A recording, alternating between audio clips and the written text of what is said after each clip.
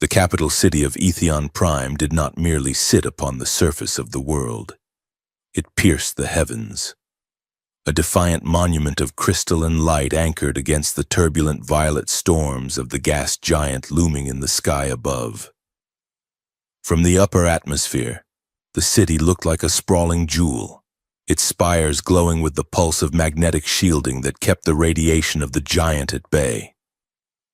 Streams of commercial freighters and sleek military interceptors wove through the traffic lanes like schools of bioluminescent fish, their engines leaving trails of ionized gas that dissipated into the thin upper air. Holographic banners the size of city blocks flickered against the sides of the tallest towers, projecting the golden seal of the Thalessian Empire. They promised an order. They promised strength. They promised that the galaxy was safe under the watchful eye of the Emperor. But down in the streets, where the neon lights of the lower districts bled into the shadows, the air tasted of ozone and suppressed fear. High above the common throngs, in the floating Imperial arena, the air was crisp and smelled of expensive perfumes and cold ambition. The grand demonstration was in full effect. The nobility of the Empire had gathered in their velvet-lined boxes, sipping nectar from fluted glass, eager to see the royal brood display their genetic superiority. Princess Lyra stood at the edge of the obsidian sandpit, her hands clasped tightly before her white ceremonial gown. She looked nothing like the warriors beside her. Her brother, Prince Kalen, stood in the center of the arena, his chest heaving, sweat glistening on his dark skin. He raised a hand, fingers curled into a claw, and 50 yards away, a decommissioned battle tank groaned. The metal screeched, tearing like wet paper as Kalen crushed the vehicle with his mind alone. The implosion sent a shockwave through the shielding, rattling the nobles' drinks. The crowd erupted. This was power. This was the legacy of Thalessia. Next was her sister, Valera. She stepped forward, eyes glowing with psychic violet fire. A drone swarm descended upon her, firing stun bolts. Valera did not move. She simply exhaled, and a shimmering kinetic barrier expanded from her skin, catching every bolt and reflecting them back with lethal precision. The drones rained down as scrap metal. Again, the crowd cheered. They chanted the names of the strong. Then, the arena announcer's voice boomed, lacking the same fervor. And now, Princess Lyra. The silence that fell over the stadium was heavy, suffocating. Lyra stepped onto the sand. She could feel them, not their thoughts, exactly, but the texture of their emotion, the curiosity, the skepticism, the distinct acidic flavor of disdain. It washed over her like a tide of cold water. The handlers released the test subject from the far gate. It was a Chitauri stalker, a beast from the jungle moons, known for its blind rage and razor-sharp quills. The creature had been starved and goaded for days. It roared, a sound that vibrated in the bones of everyone present, and charged across the sand, kicking up clouds of black dust. Lyra did not raise a hand to crush it. She did not summon a shield. She closed her eyes and opened the floodgates of her mind. The impact hit her instantly. The creature was a chaotic storm of hunger, confusion, and terror. It did not want to kill. It wanted the pain in its belly to stop. It was frightened by the noise, the lights, the smell of thousands of predators watching from the stands. Lyra took a breath, absorbing the creature's panic. She let the beast's fear bleed into her own heart, serving as a lightning rod for its distress. She projected back a singular resonant tone of safety. Quiet. Peace.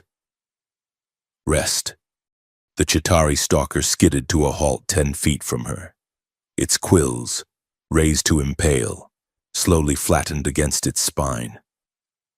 The beast huffed, sniffing the air, and then, to the shock of the audience, it lowered its massive armored head.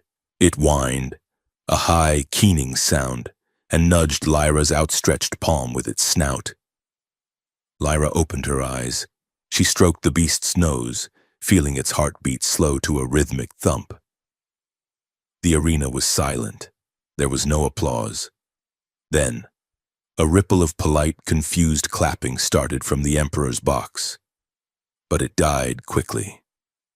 Fragile, a duke in the front row whispered to his wife, loud enough for the acoustics to carry. She calms a dog while her siblings crush armies. What use is a nerves witch in a war? A liability, his wife agreed, her amusement sharp and jagged in Lyra's mind. She would weep before she pulled a trigger. Lyra kept her chin high, turning to walk out of the arena, but inside, she felt hollowed out.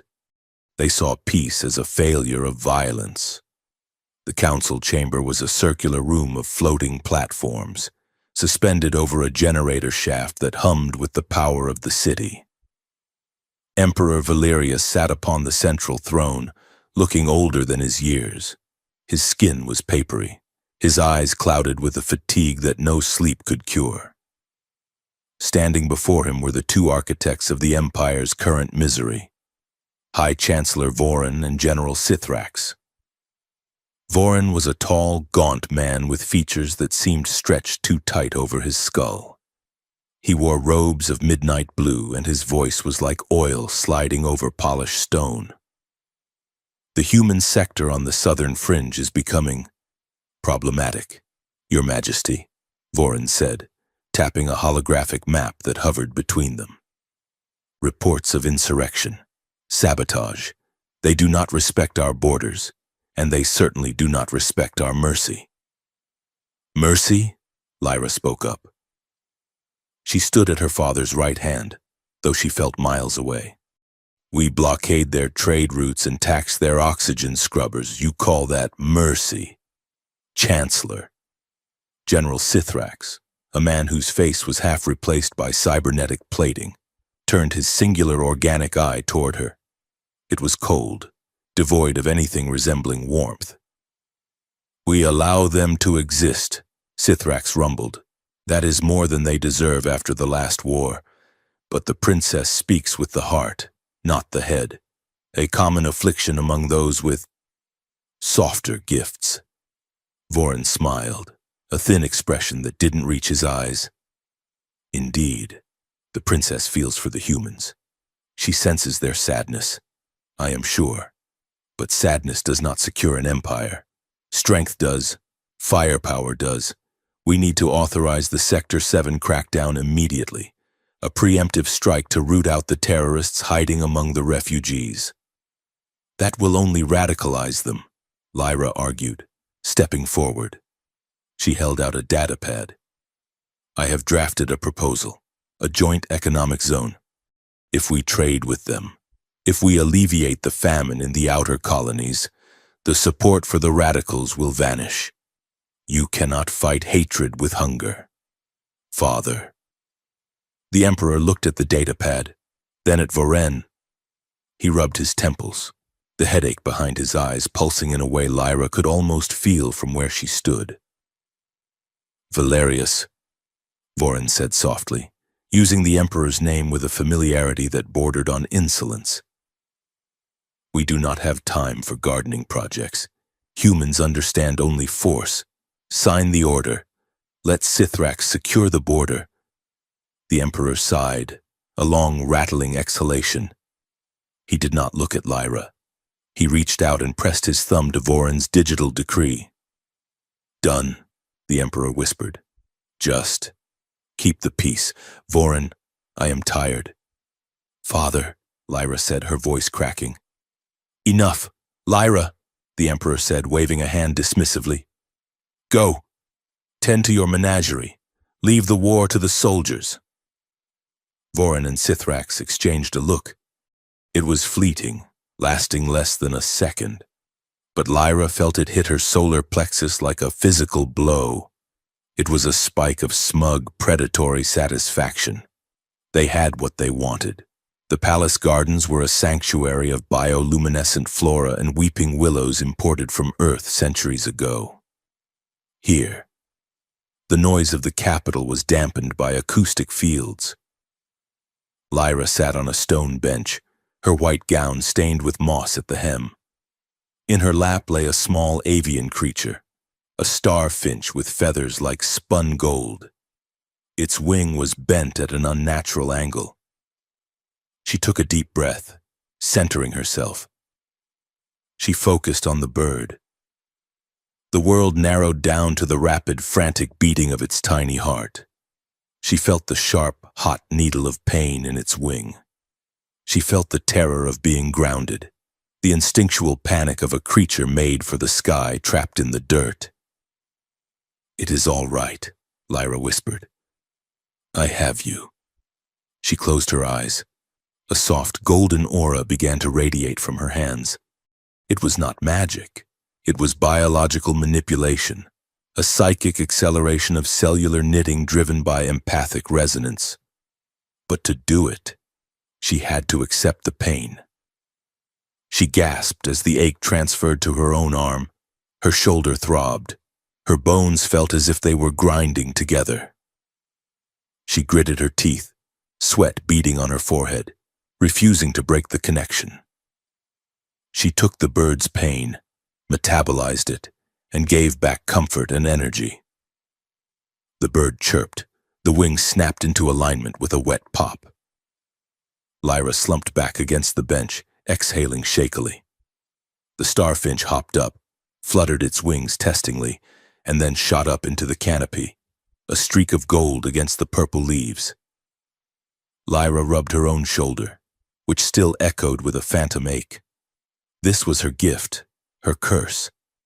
While her brother could crush tanks and her sister could deflect lasers, Lyra was a sponge for the universe's suffering. She felt the gardener's arthritis. She felt the guard's boredom. She felt the hidden heartbreak of the chambermaid. "Too soft," she whispered to herself, repeating the words of the court. "Too fragile." High above the atmosphere, the prisoner transport ship, the Acolyte, broke out of warp speed and began its descent toward the capital. It was an ugly ship, a flying brick of gray plasteel designed to ferry the scum of the galaxy to the Empire's deepest dungeons. In the high-security hold, Kai Arden sat with his back against the vibrating bulkhead. He was human, perhaps 30 years old, with a face that looked like it had been chiseled out of granite and then dropped a few times. A jagged scar ran from his left ear down to his jawline, a souvenir from a shrapnel burst on a moon nobody remembered. His wrists were locked in magnetic cuffs that hummed with enough voltage to stop a heart. His ankles were shackled to the floor. Kai chewed on the inside of his cheek, his dark eyes scanning the compartment. He counted the rivets on the door, 16. He timed the patrol of the guard outside the energy barrier. 42 seconds. He listened to the hum of the hyperdrive cooling down. "Hey, human." The guard on the other side of the ray shield sneered. He was a Thalessian, tall and pale. "Enjoying the view? It is the last time you will see starlight." Kai looked up, a lazy, lopsided grin tugging at the corner of his mouth. "I don't know, pal. The decor here is a little derivative. Early imperial brutalist? You guys really need to hire a decorator who understands the concept of a window." The guard slammed the butt of his rifle against the barrier. The field crackled loudly. "You have got a big mouth for a terrorist." "Alleged terrorist," Kai corrected. "I prefer the term freelance problem solver. And for the record, I didn't blow up your outpost. If I had, I wouldn't have left enough pieces for you to identify." The guard spat at the shield and walked away. Kai's smile faded the instant the guard was out of sight. He leaned his head back, closing his eyes. He wasn't afraid of the prison. He had broken out of worse. He was calculating. He was listening to the newsfeed playing on the guard's console down the hall. "Tonight on Imperial News, The commentator's voice drifted down the corridor, slick and overly produced. We get our first look at Kai Arden, the butcher of Outpost 9, a symbol of human unpredictability and violence. Experts say this proves the need for the Chancellor's Security Act. And what of the royal family? A second voice asked. Princess Lyra has been silent. Sources say the king intends to have her oversee the tribunal. But can someone with such fragile nerves face a monster like Arden? It is like asking a glass vase to stop a sledgehammer. Kai snorted softly. Glass vase, he muttered. Sounds like my kind of girl. It was 3 in the morning when Lyra moved through the corridors of the detention level. She was not supposed to be here. She was supposed to be in her chambers, sleeping under silk sheets. But she could not sleep. The council session replayed in her mind on a loop. Humans understand only force. She needed to see him. She needed to know if the monster the news spoke of was real. Lyra reached the security checkpoint leading to the high-value containment wing. She pulled a small device from her robe pocket, a code breaker she had built herself when she was 12, mostly to sneak out of the palace to visit the lower city. She jammed it into the port. The light turned green. She slipped inside, her footsteps silent on the metal grating. The cell was at the end of the block. A wall of shimmering orange energy separated the prisoner from the world. Lyra stopped. Kai Arden was awake. He was doing sit-ups, hanging upside down from the ceiling pipes he had somehow scaled despite his shackles. He dropped to the floor with a cat-like grace as she approached, the magnetic cuffs clanking. He straightened up, wiping sweat from his brow with his forearm. He looked her up and down, his eyes landing on the royal crest embroidered on her robe. Well, Kai drawled, walking slowly toward the barrier. If it isn't the glass vase herself, come to see the animal in the zoo. Princess? Lyra stiffened, pulling her robe tighter. I am Princess Lyra of House Valerius, and I am not here to gawk. I am here to ask you the truth. Kai laughed. It was a dry, scratching sound. The truth? You Thalessians wouldn't know the truth if it bit you on the nose. Which, by the way, is highly probable in this sector. Did you do it? Lyra asked, her voice steady, though her heart hammered. Did you destroy Outpost 9? Did you kill those soldiers? Kai stopped inches from the energy field. He looked at her, really looked at her, stripping away the title and the gown. Does it matter what I say? Your chancellor has already written the verdict. I am the villain. You are the damsel. And the war is the plot. It matters to me, Lyra said. She took a step closer. She dropped her mental shields. She reached out with her mind, pushing past his sarcasm, past the walls he had built around his own psyche. She expected to find malice. She expected to find the jagged red spikes of a killer's rage or the cold gray of a sociopath. Instead, she hit a wall of grief so dense it nearly knocked the wind out of her. It hit her like a physical wave, images flashing through her mind in a millisecond. Fire. The smell of burning hair. A woman screaming a name. A hand slipping out of his grip. The crushing weight of survivor's guilt. The silence of a radio that no one was answering. Lyra gasped, stumbling back a step. Her hand flew to her chest. You, she breathed. You are not mourning the outpost. You are mourning a squad from years ago. Sector 4. Kai's expression shattered. The sardonic mask fell away, revealing a look of pure, stunned vulnerability. He stepped closer to the field, his voice losing its mocking edge. Get out of my head, witch. You didn't do it, Lyra whispered, her eyes wide. You feel guilty, but not for the sabotage. You feel guilty because you survived when they didn't. You are innocent of this crime. Kai stared at her.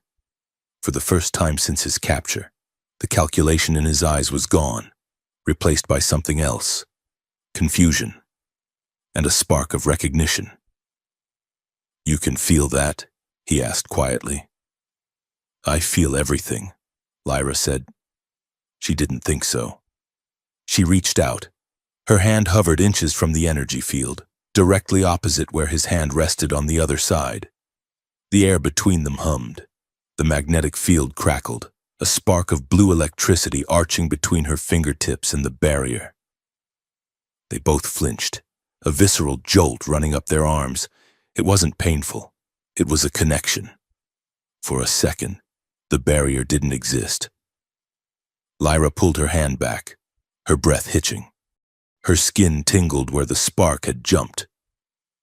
She looked at Kai, and she saw the same shock mirrored in his dark eyes. It was an attraction that had no business existing, immediate, dangerous, and defying all logic. Kai swallowed hard. He lowered his hand slowly. "Listen to me, princess," he said, his voice low and urgent. "You need to get out of here. Your empire. They are not just setting me up, they are setting you up. You are the perfect victim, the weak princess who tried to save the monster and got bitten." "What do you mean?" Lyra asked. "I saw Thalessian operatives at the outpost," Kai said. "Wearing black, no insignias. They planted the charges. They are going to blame the humans for starting a war. And they are going to use you to light the match. A fire you didn't start." Footsteps echoed down the corridor. Heavy boots. "Go," Kai hissed. "If Vorin finds you here, you are dead." Lyra looked at him one last time, seeing the man beneath the scars. She turned and ran, slipping into the shadows just as the patrol rounded the corner. The war room was bathed in the red glow of the tactical displays. High Chancellor Vorin stood at the head of the table. "We have the evidence," Vorin said, projecting a fabricated data stream into the air. The human Kai Arden was in communication with a cell of radicals, and here... He swiped his hand, changing the image to a document with Lyra's digital signature. "It seems the princess's peace initiative was used as a cover to smuggle the explosives. Unwittingly, of course." The Emperor sat in the shadows, his head in his hands. "Lyra would never." "She is naive, Majesty," General Sithrax interjected. "She was manipulated. The humans used her empathy against her. This proves she is unfit for state duties. She is a security risk." Vorin nodded solemnly. "We must control the narrative before the public finds out. If they learn the princess inadvertently aided a terrorist, the monarchy will fall." "What do you propose?" the Emperor asked weakly. "A security exercise," Sithrax said. "To restore confidence. We sent the princess on an inspection tour. Somewhere remote, where she can be managed. We show the galaxy she is taking charge of the investigation." "Where?" Vorin smiled. "Noxus 9. The Emperor looked up. "The Forbidden World? That is a quarantine zone. It is a perpetual night down there. It is a secure military research facility now." Vorin lied smoothly. "Perfectly safe. She will inspect the defenses, take a few photos for the press, and return a hero. It will redeem her image." The Emperor hesitated, then nodded slowly. "Very well. Make the arrangements." Vorin bowed low. "At once, Majesty." He turned and walked out of the war room, Sithrax falling into step beside him. Once they were in the corridor, the facade of deference vanished. "Is the asset ready?" Vorin asked quietly. "The wolves are hungry," Sithrax replied, his mechanical eyes whirring. "And the shuttle pilot has been instructed." "Good," Vorin said, staring out the window at the stars. "See to it that the shuttle suffers a catastrophic navigation error upon atmospheric entry." The princess dies a tragic martyr, killed by the harsh environment of a world the humans threatened. We will have our war by the end of the week. And the prisoner?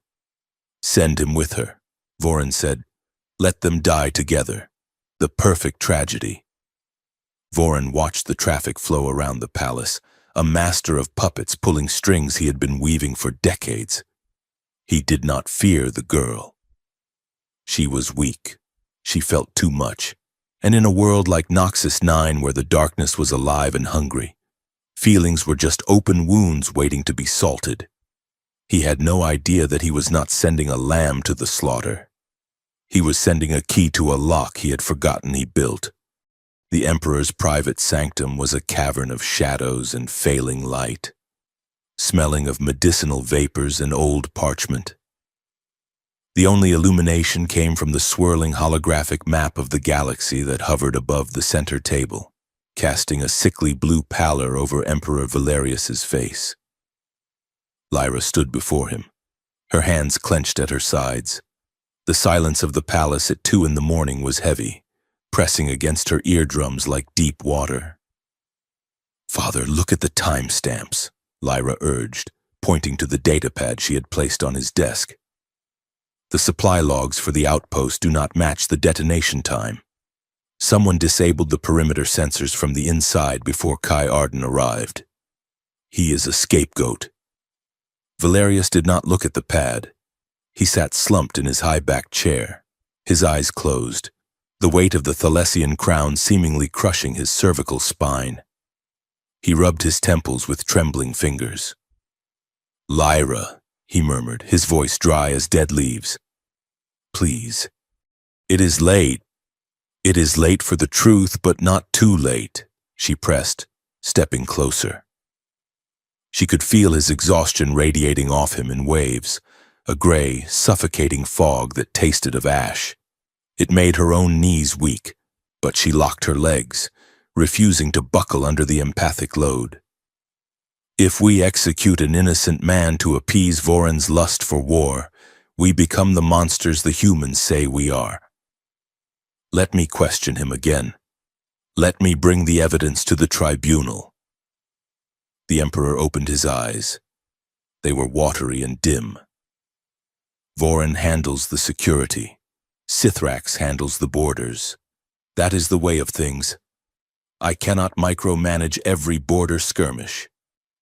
"This is not a skirmish, it is a conspiracy." "Silence." The Emperor's sudden shout echoed off the stone walls, startling them both. He coughed, a wet, hacking sound, and waved a hand feebly toward the door. "You are soft, Lyra. Your mother was the same. You feel too much, and it blinds you to the hard necessities of rule. Stay out of the shadows of politics, child. They will only swallow you whole." Lyra stared at him, feeling the sting of his dismissal more sharply than a physical slap. He did not see her strength. He saw a defect. He saw a nerve ending where there should be a callus. "If I stay in the light," Lyra said, her voice dropping to a whisper, "I will never see what is hiding in the dark." She turned and swept out of the room, her robes trailing over the cold floor. The Emperor did not call her back. An hour later, the detention wing was quiet, save for the rhythmic hum of the energy barriers. Lyra marched past the dozing guard at the checkpoint, her authorization codes flashing green before he could fully wake up. She stopped in front of Kai Arden's cell. He was awake. He lay on the narrow metal bunk, staring up at the ceiling, one arm thrown over his eyes. As she approached, he didn't move, but the corner of his mouth twitched. "Oh, back so soon?" Kai drawled, his voice rough with fatigue.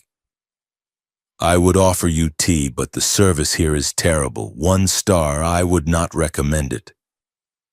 Lyra deactivated the privacy audio damper so they could speak freely, though the barrier remained. "Get up, Arden. I need details." Kai sat up slowly, swinging his legs over the edge of the bunk. He looked at her, really looked at her, his dark eyes scanning her face. He saw the tension in her jaw, the way her shoulders were set. "You look like you just lost a fight," he observed. "Daddy didn't want to hear it?" "That is none of your concern," Lyra snapped, though the accuracy of his guess stung. "You mentioned Thalessian operatives. Describe them. Gear, insignias, weapons." Kai stood and walked to the barrier, leaning his shoulder against the metal frame, inches from the lethal energy field. "Standard Black Ops stealth suits. No thermal signature. They were using phased plasma cutters, military grade. The kind that doesn't leave burn marks, just clean slices. You don't buy those on the black market. Princess, you sign them out of the Royal Armory." Lyra narrowed her eyes. "Phased plasma is restricted to the Chancellor's personal guard." "Bingo," Kai said, making a finger gun and firing it at her. "Now you are catching on. Vorin isn't just ignoring the fire, he is the one holding the matches." "Why?" Lyra asked. "Why provoke a war now?" "Because peace is bad for business," Kai said, his voice dropping the mockery for a moment. "And because he needs a reason to tighten the leash. Fear makes people obedient. If they think wild humans are coming to eat their children, they will let Vorin do whatever he wants." Lyra looked at him. She opened her mind, just a crack, letting her empathy brush against him. She felt it again, that deep, bruising purple of shame. It was a heavy cloak he wore around his soul. He projected an image of effortless cynicism, the hardened veteran who didn't care if he lived or died. But underneath, he was drowning in regret. He blamed himself for his squad. He blamed himself for being alive. He was taunting her, taunting the guards, taunting the universe, because he was trying to prove to himself that he didn't matter. "You want to die," Lyra said softly. It wasn't a question. Kai flinched. The smirk vanished. His eyes hardened. "Careful, Highness, you are digging in the wrong graveyard. You are using your sarcasm as a shield," Lyra continued, stepping closer, her voice gaining a surprising, cutting edge. "You think if you make a joke of everything it won't hurt, but it does. You are terrified that you are exactly what they say you are, a failure." Kai stared at her, his jaw working. For a second, she thought he might shout, might rage against the barrier. Instead, he let out a short, hollow laugh. "And you?" he countered, his voice low. You are the delicate flower of the Empire, the one they whisper about." Poor Lyra. So fragile. So weak. But here you are, breaking into a prison block at 3 a.m, picking a fight with a convicted terrorist. You are not weak, Princess. You are just scared that if you actually use your claws, you might like it. Lyra felt the heat rise in her cheeks. It was a direct hit. "I do not have claws." "Everyone has claws," Kai said. "You just haven't been hungry enough to use them yet." Lyra stared at him, the air between them charged with a strange, jagged electricity. He was infuriating. He was arrogant, and he was the only person in the entire palace who was speaking the truth to her. "I am going to prove you innocent," she said firmly. "Not for you, but for the truth." "Sure," Kai said, leaning back and crossing his arms. "Let me know how that goes. I will be here. You know, rotting." Lyra returned to her chambers but did not sleep. She activated her personal terminal, her fingers flying across the haptic interface. She wasn't a master slicer, but she knew the palace architecture better than the engineers did. She knew the back doors the maintenance drones used. She bypassed the main archives and went into the waste data logs, the fragmented files that were deleted but not scrubbed. There. She found the sensor logs from Outpost 9. They hadn't just been disabled, they had been looped. The camera feed that showed the explosion had a timestamp discrepancy of 4 seconds, and in the corner of one corrupted frame, just before the feed cut to static. She saw it, a silhouette, not a human in ragged armor, a figure in the sleek, distinctively fluted armor of the Thalessian Shadow Guard, Chancellor Voron's private enforcers. She sat back, her heart hammering against her ribs. It was treason, high treason. If she took this to the Emperor now, Voron would spin it. He would claim the logs were forged by the human hacker. He would claim she was compromised. She needed a witness. She needed to go to the source. The sun was just cresting over the crystal spires of the capital when Lyra stormed into the morning briefing. Voron and Sithrax were already there, drinking caffeine stimulants and discussing troop deployments. "Princess," Voron said, smoothing his robes. "To what do we owe this pleasure? I assumed you would be resting after your ordeal in the gardens." "I want to go to Noxus 9, Lyra said, her voice ringing clear across the table. Voron paused, his cup halfway to his mouth. "I beg your pardon?" "You suggested an inspection tour," Lyra said. "I accept. I want to inspect the site where the weapon components were allegedly manufactured. If humans are operating on a forbidden world, I want to see the evidence with my own eyes. I will not have my name attached to a war based on hearsay." Sithrax grunted. "Noxus 9 is dangerous terrain. Princess, the atmosphere is toxic in the lower level. The fauna is aggressive." "I will stay in the secure zone," Lyra said. "But I have conditions. I want to take the prisoner, Kai Arden, with me." Voron raised an eyebrow. "The terrorist? Why?" "Because he claims he was framed," Lyra lied, keeping her face a mask of regal indifference. "If he is lying, I want to see him break when we confront him with the manufacturing plant. I want to interrogate him on the ground. It will show the public I am not afraid." Voron looked at her. Lyra held her breath. She shielded her mind, projecting a surface layer of arrogance and wounded pride, hiding the sharp, calculating fear underneath. A slow smile spread across Voron's face. It was the smile of a spider watching a fly land directly on the web. "An excellent idea, Highness," Voron said. "It will be a powerful symbol. The princess and the prisoner. Justice in action. I will authorize the transfer immediately." He agreed too quickly. Lyra felt a cold knot tighten in her stomach. He wanted her off-world. He wanted her and Kai in the same place, far away from witnesses. "Prepare your shuttle," Voron said. "You leave within the hour." The shuttle Star Skimmer was a luxury craft, designed for diplomacy, not war. Its interior was lined with white leather and gold trim. It felt absurdly fragile as it blasted out of the atmosphere, leaving the glittering capital behind. Kai sat in one of the plush rear seats, his wrists and ankles secured to the floor bolts by heavy magnetic locks. 2 royal guards sat in the cockpit, separated by a blast door, leaving Lyra and Kai alone in the passenger cabin. Lyra sat opposite him, staring out the viewport as the stars stretched into lines of light. "Nice ride," Kai commented, rattling his chains. "Does it come with a butler, or do I have to mix my own drinks?" "You are insufferable," Lyra said, though there was no heat in it. She looked at him.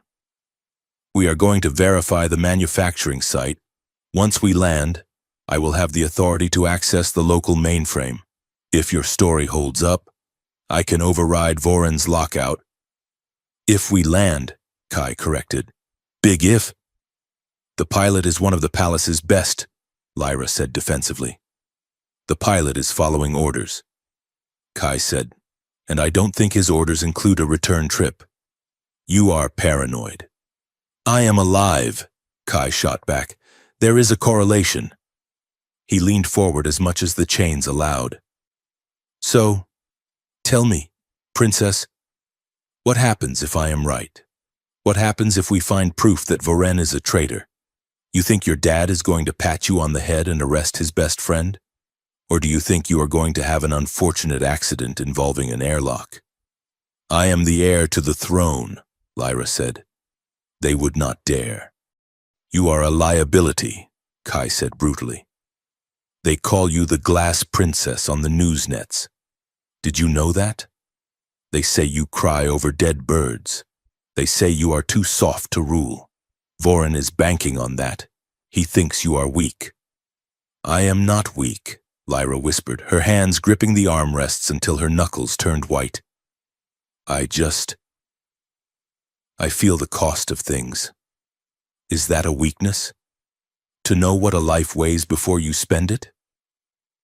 Kai looked at her, his expression softening slightly. In a war? Yeah.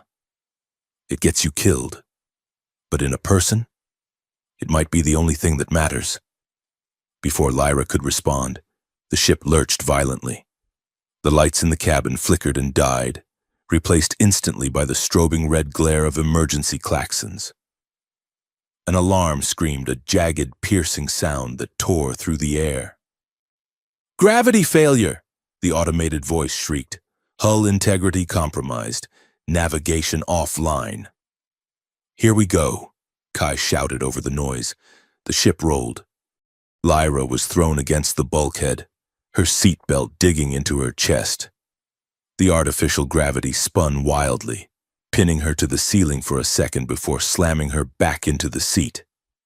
The blast door to the cockpit hissed open. Smoke poured out. Pilot! Lyra screamed. She unbuckled and scrambled toward the cockpit, fighting the G-forces that tried to crush her against the floor. She looked inside. The pilot was slumped over the console, a distinct charred hole in the back of his neck. The co-pilot was gone, ejected or dead. She couldn't tell. The console was a Christmas tree of red warnings. The shuttle was in a terminal spin, diving straight toward the dark, swirling mass of Noxus 9 below. Lyra scrambled back into the cabin. She looked at Kai.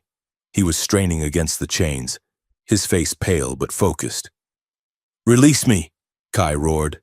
I can stabilize the thrusters manually, but I need my hands. Lyra hesitated for a fraction of a second. Protocol demanded the prisoner remain secured. The protocol demanded she wait for rescue. But she could feel the ship screaming around her. She could feel the pilot's fading life force. And she could feel Kai's mind, sharp, terrified, and absolutely determined to survive. She lunged for the wall panel, punched in her royal override code, and slammed the release. The magnetic locks disengaged with a metallic clank. Kai moved like a blur. He didn't attack her. He didn't run for an escape pod. He vaulted over the seats and threw himself into the pilot's chair, shoving the dead body aside. "Strap in!" he yelled, his hands flying over the controls. "We are coming in too hot. I have to glide it." Lyra strapped herself into the co-pilot's seat. "The nav computer is locked out." "Screw the computer," Kai shouted. He grabbed the manual yoke, his biceps bulging as he fought the aerodynamic forces tearing at the ship. "Give me shield power to the forward deflectors. All of it. Now." Lyra's fingers danced over the subsystem controls. Rerouting life support to shields. Diverting auxiliary power. "Hold on!" The shuttle hit the atmosphere of Noxus 9 like a stone skipping on concrete. The vibration was so intense Lyra's vision blurred. The viewport became a kaleidoscope of friction fire, orange and violet flames licking the glass. They were falling into the night. "We are going to hit the tree line," Kai yelled, his voice strained. "Brace for impact." Lyra reached out instinctively, not with her hands, but with her mind. She felt Kai's terror, a cold knot in his gut, but wrapped around it was a blazing will to live. It was intoxicating. Their hands brushed over the center console as they both reached for the stabilizer switch. The touch was electric, a spark of adrenaline and shared survival that felt more intimate than a kiss. "Pull up!" Lyra screamed. Kai hauled back on the yoke. The shuttle groaned, metal shearing. The darkness swallowed them.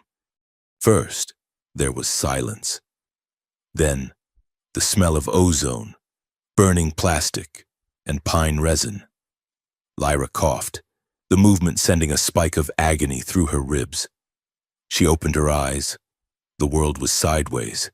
She was hanging in her harness, the cockpit illuminated only by the dying sparks of the console. "Kai," she rasped. "Still here?" A voice groaned from the darkness below her. "Mostly." Lyra fumbled with the buckle and dropped to the ceiling, which was now the floor. She crawled over the debris to Kai. He was bleeding from a cut above his eyebrow, the blood stark red against his pale skin, but he was conscious. "We are alive," he muttered, sounding surprised. "That is unexpected." They climbed out of the shattered canopy, dropping onto the damp, mossy earth of Noxus 9. The air was cold and tasted metallic. The sky above was not black, but a bruised purple, locked in eternal twilight. Bioluminescent fungi climbed the massive, twisting trunks of trees that looked like ancient weeping willows made of iron. The auroras overhead cast shifting, toxic green shadows that seemed to move on their own. The shuttle was a wreck, a twisted heap of smoking metal half buried in the loam. "No comms," Kai said, checking a scavenged data pad. "Atmospheric interference is off the charts. We are on our own."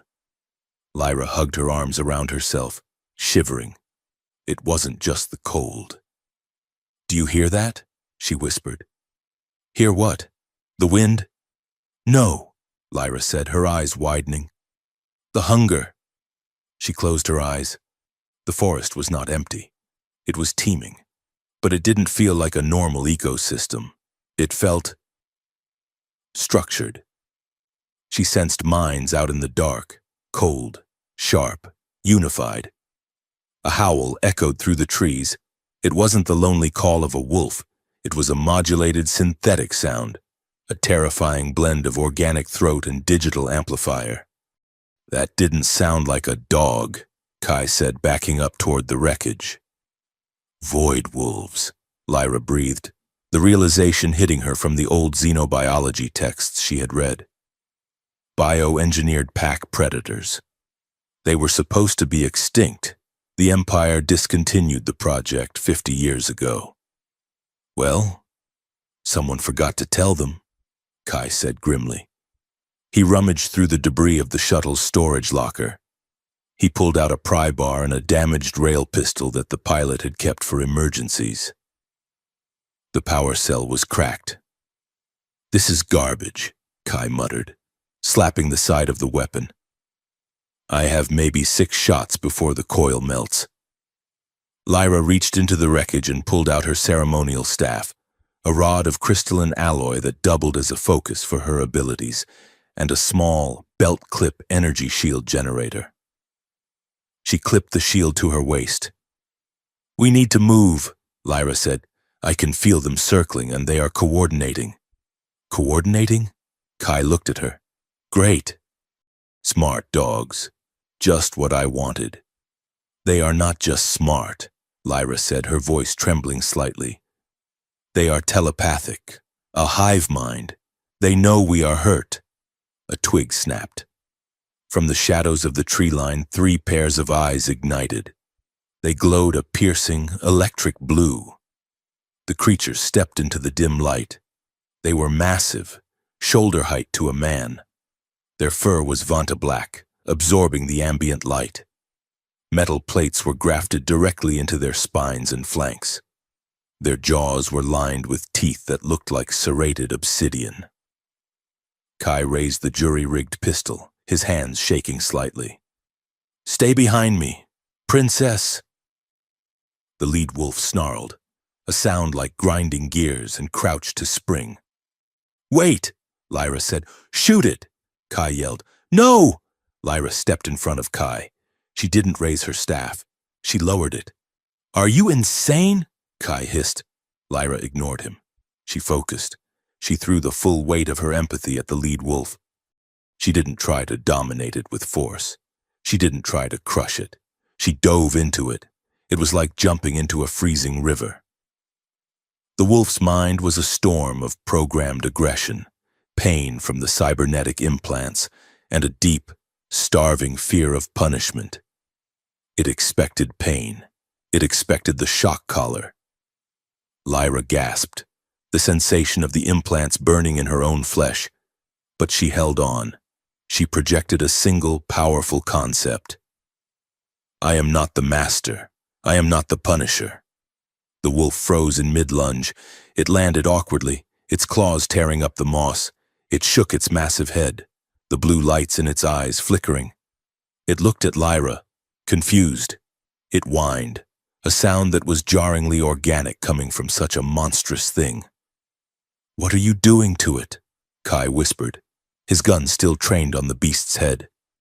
I feel them, Lyra whispered, tears pricking her eyes from the psychic feedback. They are terrified, Kai. They were made to kill, but they were tortured to obey. They are afraid of us. She took a step forward. The other two wolves growled, but the leader snapped at them, silencing them. Lyra looked at the alpha. Go, she projected. We are not your enemy. The wolf stared at her for a long heartbeat, its intelligent eyes assessing her. Then, it chuffed, a sharp expulsion of air, and turned. The pack melted back into the shadows as quickly as they had appeared. Kai lowered the gun, staring at Lyra as if she had just grown a second head. You just stared down a bioweapon, with your feelings. Lyra turned to him, her face pale but her eyes burning with a new intensity. They are not weapons. They are prisoners. Like us. Yeah, well, let's not wait for parole, Kai said, holstering the weapon. He nodded toward a ridge in the distance where a faint, rhythmic pulse of blue light could be seen through the canopy. Energy signature due north. Could be a settlement, or another trap. It is better than waiting here, Lyra said. They turned and ran into the dark forest, leaving the smoking wreckage behind. But as they ran, Lyra could still feel the minds in the dark, hundreds of them watching, waiting, and wondering what this strange, soft creature was that spoke the language of pain. The night had only just begun. The energy signal led them to the base of a jagged obsidian cliff that rose like a tombstone against the bruised purple sky. Half buried in the rock face, overgrown with spiraling black vines and bioluminescent moss, lay the remnants of a blast door. The metal was scarred by time and acid rain, but the emblem embossed upon it was still visible, the twin-headed serpent of the Thalessian Intelligence Division, a branch that answered only to the High Chancellor. Kai Arden wiped the sweat from his brow, his breath fogging in the chill air. He checked the charge on his scavenged rail pistol. This is not a settlement, Kai muttered, running a hand over the cold metal. This is a ghost house. Black ops, off the books. If Voron's name is on the lease, nothing good will happen there. Lyra stood beside him, her knuckles white as she gripped her crystalline staff. The hunger of the forest was still there, pressing against the back of her mind, but it was quieter now, watchful. The wolves were not attacking. They were escorting. We have to go in, Lyra said. The signal is coming from the primary data core. If there is a way to contact the capital, it is inside. Kai manually cranked the emergency release. The gears groaned, a sound like a dying animal, and the heavy doors hissed open, revealing a maw of darkness that smelled of stale air and ozone. They stepped inside. The facility was a graveyard of technology. Banks of servers lined the walls, their lights flickering in erratic rhythms, Shattered glass crunched under their boots. In the center of the main laboratory, rows of stasis tanks stood empty, their glass fronts smashed outward. Lyra walked toward a central console that was still humming with low power. She brushed a layer of gray dust from the interface. Her fingers trembled as she keyed in a royal override code. To her surprise, the system accepted it. "Access granted," a computerized voice whispered, distorted by age. "Welcome, authorized user Vorin." Files began to scroll across the main holographic display. Lyra's eyes scanned the text, and her blood turned to ice. Project Fenris. Objective: bioneural weaponization of indigenous apex predators. Methodology: cybernetic augmentation and pain compliance conditioning. "They were making weapons," Kai said, reading over her shoulder, his voice hard. "Remote-controlled monsters to drop on rebel worlds. Vorin was building his own private army." "It gets worse," Lyra whispered.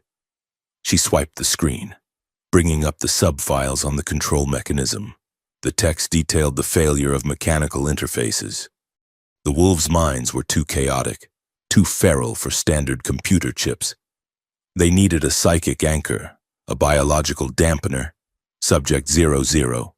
The file read, "Genetic donor, royal bloodline, empathic resonance signature confirmed as only viable control key. Samples acquired during routine pediatric medical exams. Cycle 7. Lyra froze. A video log popped up. It was grainy, dated 15 years ago. It showed a sterile white room. A small girl, no older than 7, sat on an exam table, swinging her legs, trusting the doctors around her. A man in a surgical mask was extracting spinal fluid. The girl was Lyra. "He used me," Lyra choked out, the words feeling like shards of glass in her throat. "He has been harvesting my genetic data since I was a child. He didn't just frame me for treason, Kai. He created these things using my own biology as the blueprint for their enslavement, their pain, the control frequency. It is key to me." The realization hit her with the force of a physical blow. The constant gnawing agony she felt from the wolves wasn't just empathy. It resonated. She was the ghost in their machine. Lyra stumbled back from the console, gasping for air. The room spun. The betrayal was absolute. Her father's advisor, the man who had sat at their dinner table, had viewed her not as a princess, not as a person, but as a component. "Lyra," Kai said sharply, stepping toward her. "Don't touch me," she cried out, backing into a row of rusted lockers. She slid down to the floor, burying her face in her hands. "I am the monster. I am the reason they are suffering. I felt them in the forest, Kai. I felt the shock collars burning their skin. I felt the drills in their skulls. It is all me. It is all me." She was hyperventilating, the psychic walls she usually maintained crumbling to dust, the pain of the wolves outside, the betrayal of her life inside. It all crashed together in a tidal wave of anguish. Kai didn't leave. He didn't offer empty platitudes. He walked over to where she sat huddled on the dirty floor, dropped his pistol, and sat down beside her. He leaned his back against the lockers, his shoulder pressing firmly against hers. "You are not a monster," Kai said, his voice rough but steady. "You are just the battery they stole. There is a difference."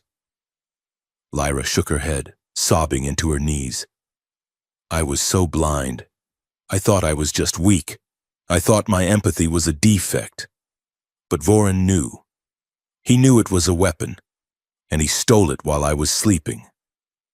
"Hey," Kai said softly. He reached out and took her hand. His grip was calloused, warm and real.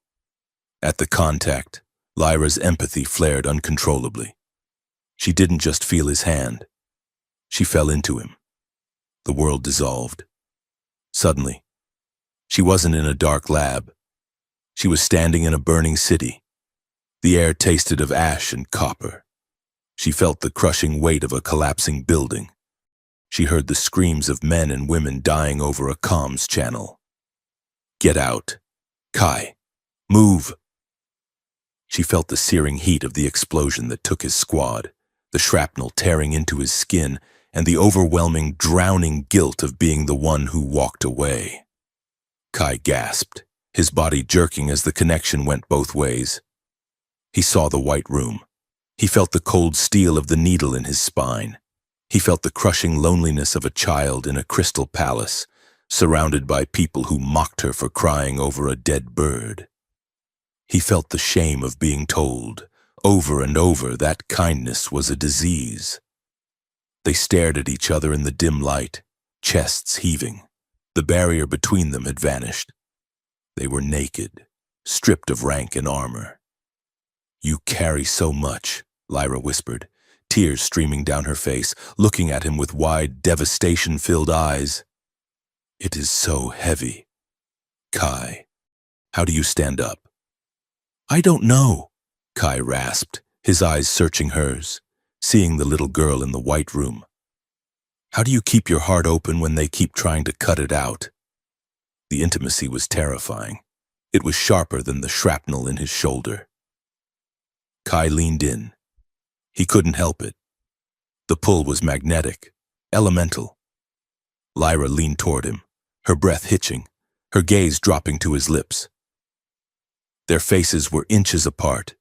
She could feel the heat of his skin. She wanted to close the gap, to drown the pain in the contact. Then, the reality of who they were slammed back into her. Princess and terrorist, royal and rebel. Lyra pulled back, scrambling to her feet, her chest heaving. I can't." Kai stayed on the floor, looking up at her, his expression unreadable.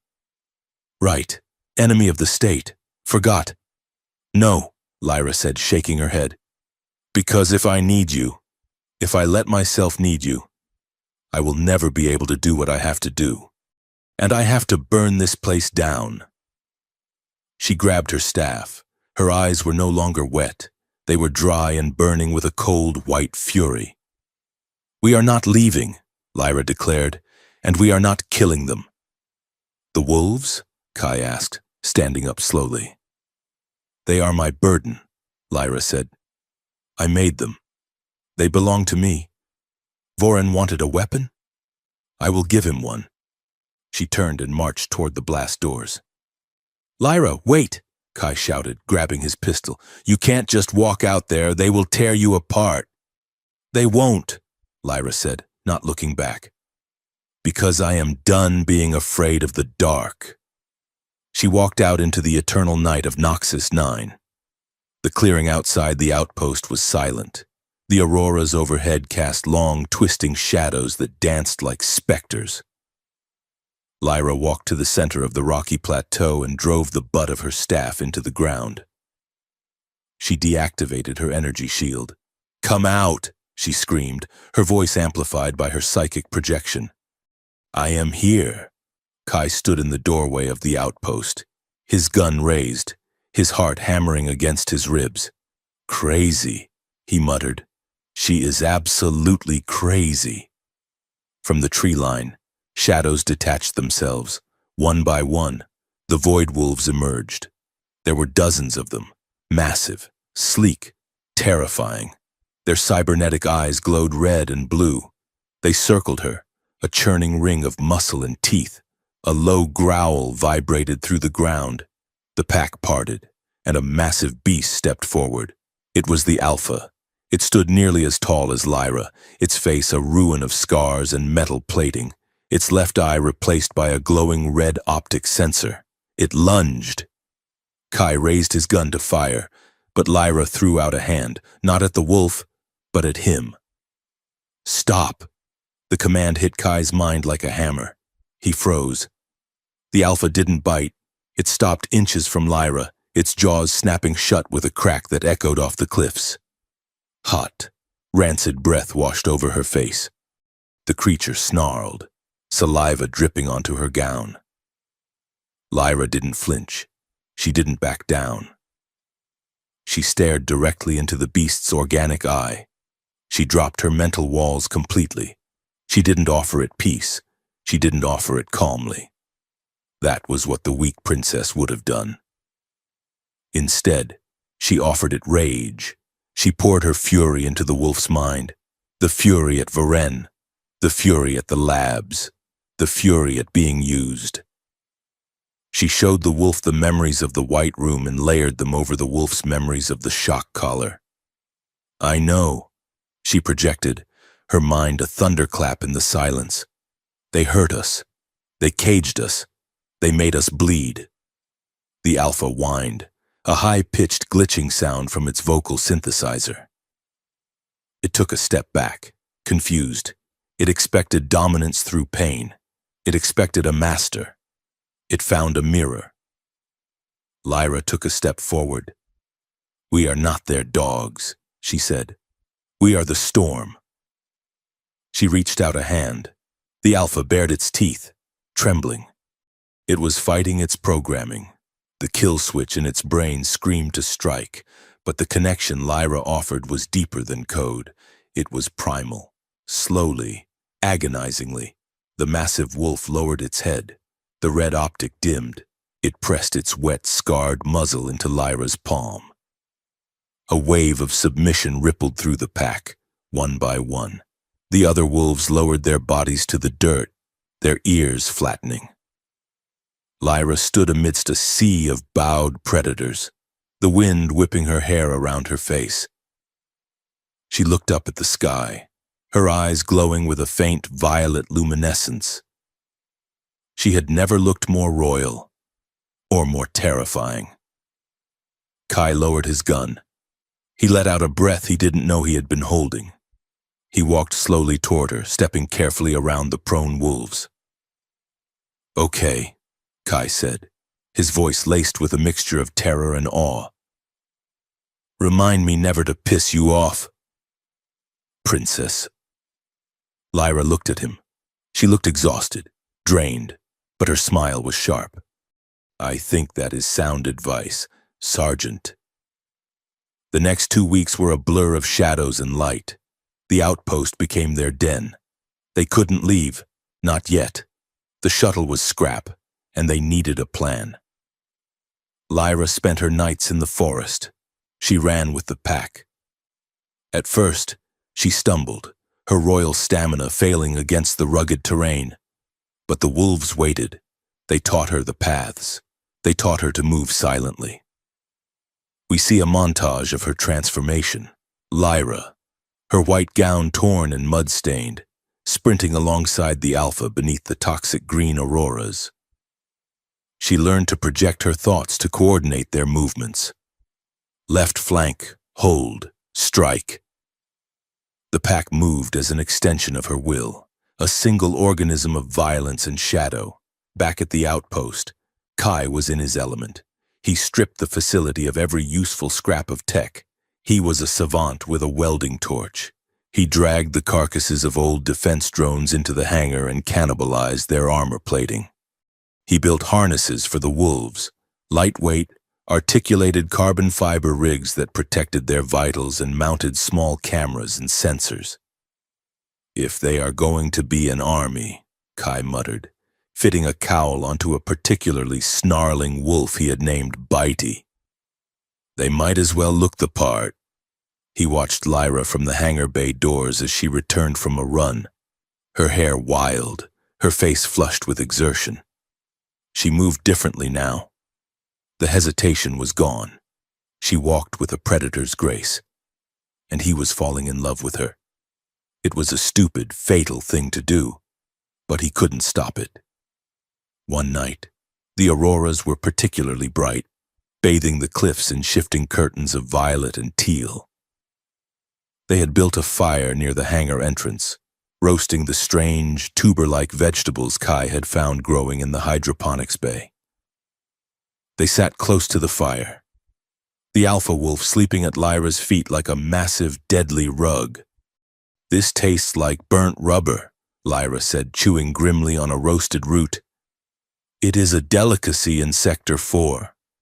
Kai lied, poking the fire with a metal rod. We call it surrender potato, because after one bite, you surrender your will to live. Lyra laughed. It was a real laugh, throaty and impractical. I never knew food could be so aggressive.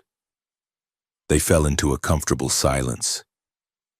The tension of their situation, the Empire hunting them, the death sentence hanging over their heads seemed distant. You have new scars, Lyra said softly. She reached out and touched his forearm. There was a fresh, angry red line where he had cut himself on a jagged piece of drone plating earlier that day. Kai froze. He looked at her hand on his arm. Occupational hazard. And this one? Lyra traced a jagged white line running up his bicep. Shrapnel, Kai said, his voice tight. Battle of Othras. We were pinned down for 3 days. And this? Her finger moved to his chest, tracing the skin just above the collar of his flight suit. Lyra, Kai warned, his voice shaking. Tell me, she whispered. I want to know the cost. Plasma burns, Kai said, looking away, staring into the fire. I pulled a rookie out of a burning tank. He didn't make it. I got the burn, he got the grave. Lyra moved closer. She shifted so she was kneeling in front of him. She placed both hands on his chest, right over his heart. She could feel it thundering against his ribs. I have never been allowed to choose, Lyra confessed, her voice barely audible over the crackle of the fire. My clothes, my words, my future husband. It was all decided before I was born. Vorin chose my death. My father chose my silence. She looked up at him, her eyes dark and luminous. I am choosing this. I am choosing you. Kai looked at her. He saw the bruises on her arms from the crash. He saw the dirt under her fingernails. He saw the fiercest thing he had ever known. I am a wreck, Lyra, Kai whispered. I am a fugitive. I have nothing to give you but a rap sheet and a bad attitude. Good, Lyra said. She leaned in. This time, she didn't pull back. She kissed him. It wasn't a tentative storybook kiss. It was urgent. I was hungry. It tasted of smoke and desperation. Kai's resolve shattered. His hands came up, tangling in her hair, pulling her closer. He kissed her like he was drowning and she was oxygen. There was fear in it, the fear of what they were doing, the fear of the war to come. But it was swallowed by the overwhelming need to be close, to be real, to be alive in a universe that wanted them dead. The wolves chuffed in their sleep, unbothered, as the fire burned low and the night wrapped around them. The morning sun of Noxus 9 was a pale gray idea rather than a reality, filtering weakly through the cloud cover. Lyra woke up curled against Kai's side, his flight jacket draped over her. She sat up, flushing slightly as the memories of the night before washed over her. It hadn't gone further than the kissing and holding, but the emotional intimacy felt weightier than anything physical. Kai was already up, tinkering with a datapad near the coffee ration heater. He looked up as she stirred, and for a second, the sarcastic veteran looked almost shy. Coffee? He offered, holding up a tin cup. It is hot. That is the only good thing I can say about it. Thank you, Lyra said, taking the cup. Their fingers brushed. The spark was still there, but now it felt like a tether. Kai cleared his throat. So, I found something. While you were sleeping. I finally cracked the encryption on the main drive. He turned the datapad around. It is a recording, Kai said grimly. From Vorin to General Sithrax, dated 2 days before we left. Lyra leaned in. The audio was crisp. Ensure the asset is lost on Noxus 9, Vorin's voice sneered. Once the princess is confirmed dead, we will broadcast the footage of the human terrorist sabotage. The outrage will give me the mandate to dissolve the council and declare martial law. The emperor is too weak to stop me. By the time the mourning period is over, the war will be in full swing, and the throne will be effectively mine. He admits it, Lyra said, her voice cold. He admits everything. The war, the coup, my murder. This is it, Kai said. This is the smoking gun. If we get this broadcast to the capital, Vorin is finished. But we are stuck here, Lyra said, with no ship. Kai grinned. It was a dangerous, wolfish grin. About that, I didn't just find audio files. I found the inventory manifest. There is a stealth shuttle in the secondary hangar. It is stripped down, missing parts, and has been collecting dust for 10 years. Can you fly it? Lyra asked. Fly it? Kai scoffed. Princess, if you give me 3 days and enough duct tape, I can make it sing. Lyra stood up. She walked to the edge of the hangar bay and looked out at the forest. The pack was waiting. The Alpha stood at attention, its red eye glowing. We are not just going to broadcast the truth, Lyra said. She turned back to Kai, her silhouette framed by the alien twilight. We are going to bring it to his doorstep. She looked at the wolves, then at the man she had chosen. They wanted a war, Lyra declared. I am going to bring them a revolution. We survive, we repair the ship, and then we hunt. Kai picked up his wrench, tossing it in the air and catching it. Your command, Highness.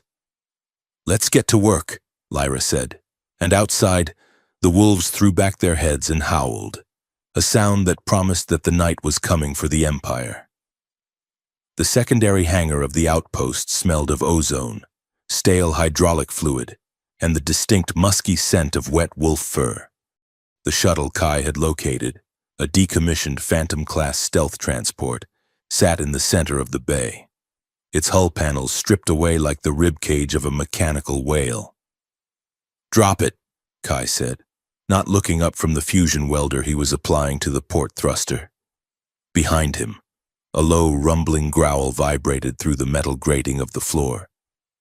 I said, drop it, Kai repeated, flipping his welding goggles up and turning around. One of the younger void wolves, a sleek female with a chrome plate grafted over her right shoulder, was holding a primary fuel coupler in her jaws. She looked at Kai with innocent, glowing blue eyes, her tail giving a tentative thump against the floor. That is not a chew toy, Kai said, pointing a grease-stained finger. That controls the mixture of volatile gases that keeps us from exploding. Give! The wolf whined, a digital glitch in her vocal synthesizer, and reluctantly opened her jaws. The heavy metal part clattered to the deck. Lyra walked into the hangar, carrying a crate of scavenged rations. She stopped, suppressing a smile as she watched the deadly bioweapon nudge Kai's hand with her nose, looking for a treat. They like the texture of the insulation, Lyra said, setting the crate down. I caught the Alpha trying to eat the landing gear hydraulics earlier. I had to project the taste of sour lemons into his mind to get him to stop. Great, Kai muttered, wiping sweat from his forehead. We are going to invade the capital in a ship held together by spit and wolf drool. Despite his grumbling, Kai had performed a miracle. In 3 days, he had retrofitted the cargo hold, tearing out the standard seating and installing magnetic stabilization pads for the pack. He had jury-rigged a stealth shielding array using the outpost's perimeter dampeners, welding the emitters directly to the hull. Lyra walked over to the Alpha, who was watching the repairs with a stoic, statuesque stillness. She knelt before him. The massive wolf lowered his head, his red optic sensor dimming to a soft pulse. It is time, Lyra whispered. She pressed her forehead against the Alpha's broad, scarred skull. She didn't use words. She used the raw currency of her soul.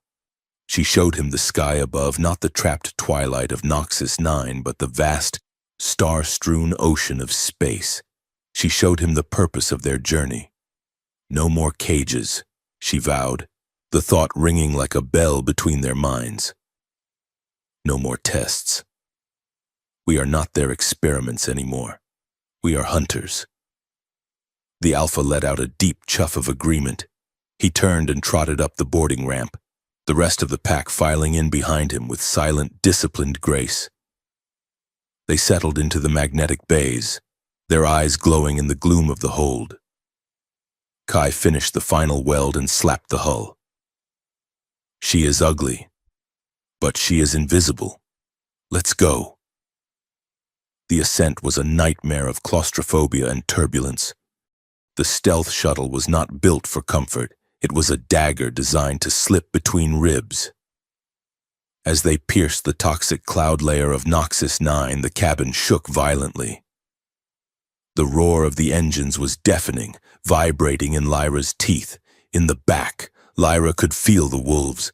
They were pacing in their restraints, their anxiety spiking. She closed her eyes, reaching back with her mind, wrapping the entire pack in a blanket of calm. Steady. Hold. The shaking stopped as they broke the atmosphere. The black curtain of the sky fell away, revealing the diamond-hard brilliance of the stars. Kai adjusted the nav computer, his hands moving with practiced fluidity over the controls. He engaged the stealth driver. The hum of the ship dropped to a whisper. They were a ghost on the sensors, a hole in the radar. "We are clear," Kai said, leaning back in the pilot's seat. He looked over at Lyra. She was strapped into the co-pilot's chair, staring out at the galaxy. She looked regal, even in her torn, dirty gown and the scavenged flight jacket she wore over it. But there was a fragility to her posture, a tension in her neck. "What happens when we land?" Kai asked quietly. "I mean, to me. If we win, if you take back your throne." Lyra looked at him. "What do you mean?" "I am a fugitive, Lyra, and you are, you." He gestured vaguely at the stars. "Queens don't usually keep scarred-up mechanics around, unless you plan to keep me in the dungeons as a pet." Lyra unbuckled her restraints and turned in her seat to face him. The cockpit was small, forcing them into an intimate proximity. She reached out and took his hand, her fingers tracing the rough calluses of his palm. "I do not want a pet," Lyra said, her voice fierce, "and I do not want a guard. I want you." "In the palace?" Kai asked, a skepticism in his eyes. "With the silk robes and the tea parties, I would lose my mind in a week." "Then we will change the palace," Lyra said. "I am not going back to being the girl they remember. I am bringing the wolves, Kai. I am bringing the night, and I need someone who knows how to survive in the dark." She squeezed his hand, her eyes searching for him.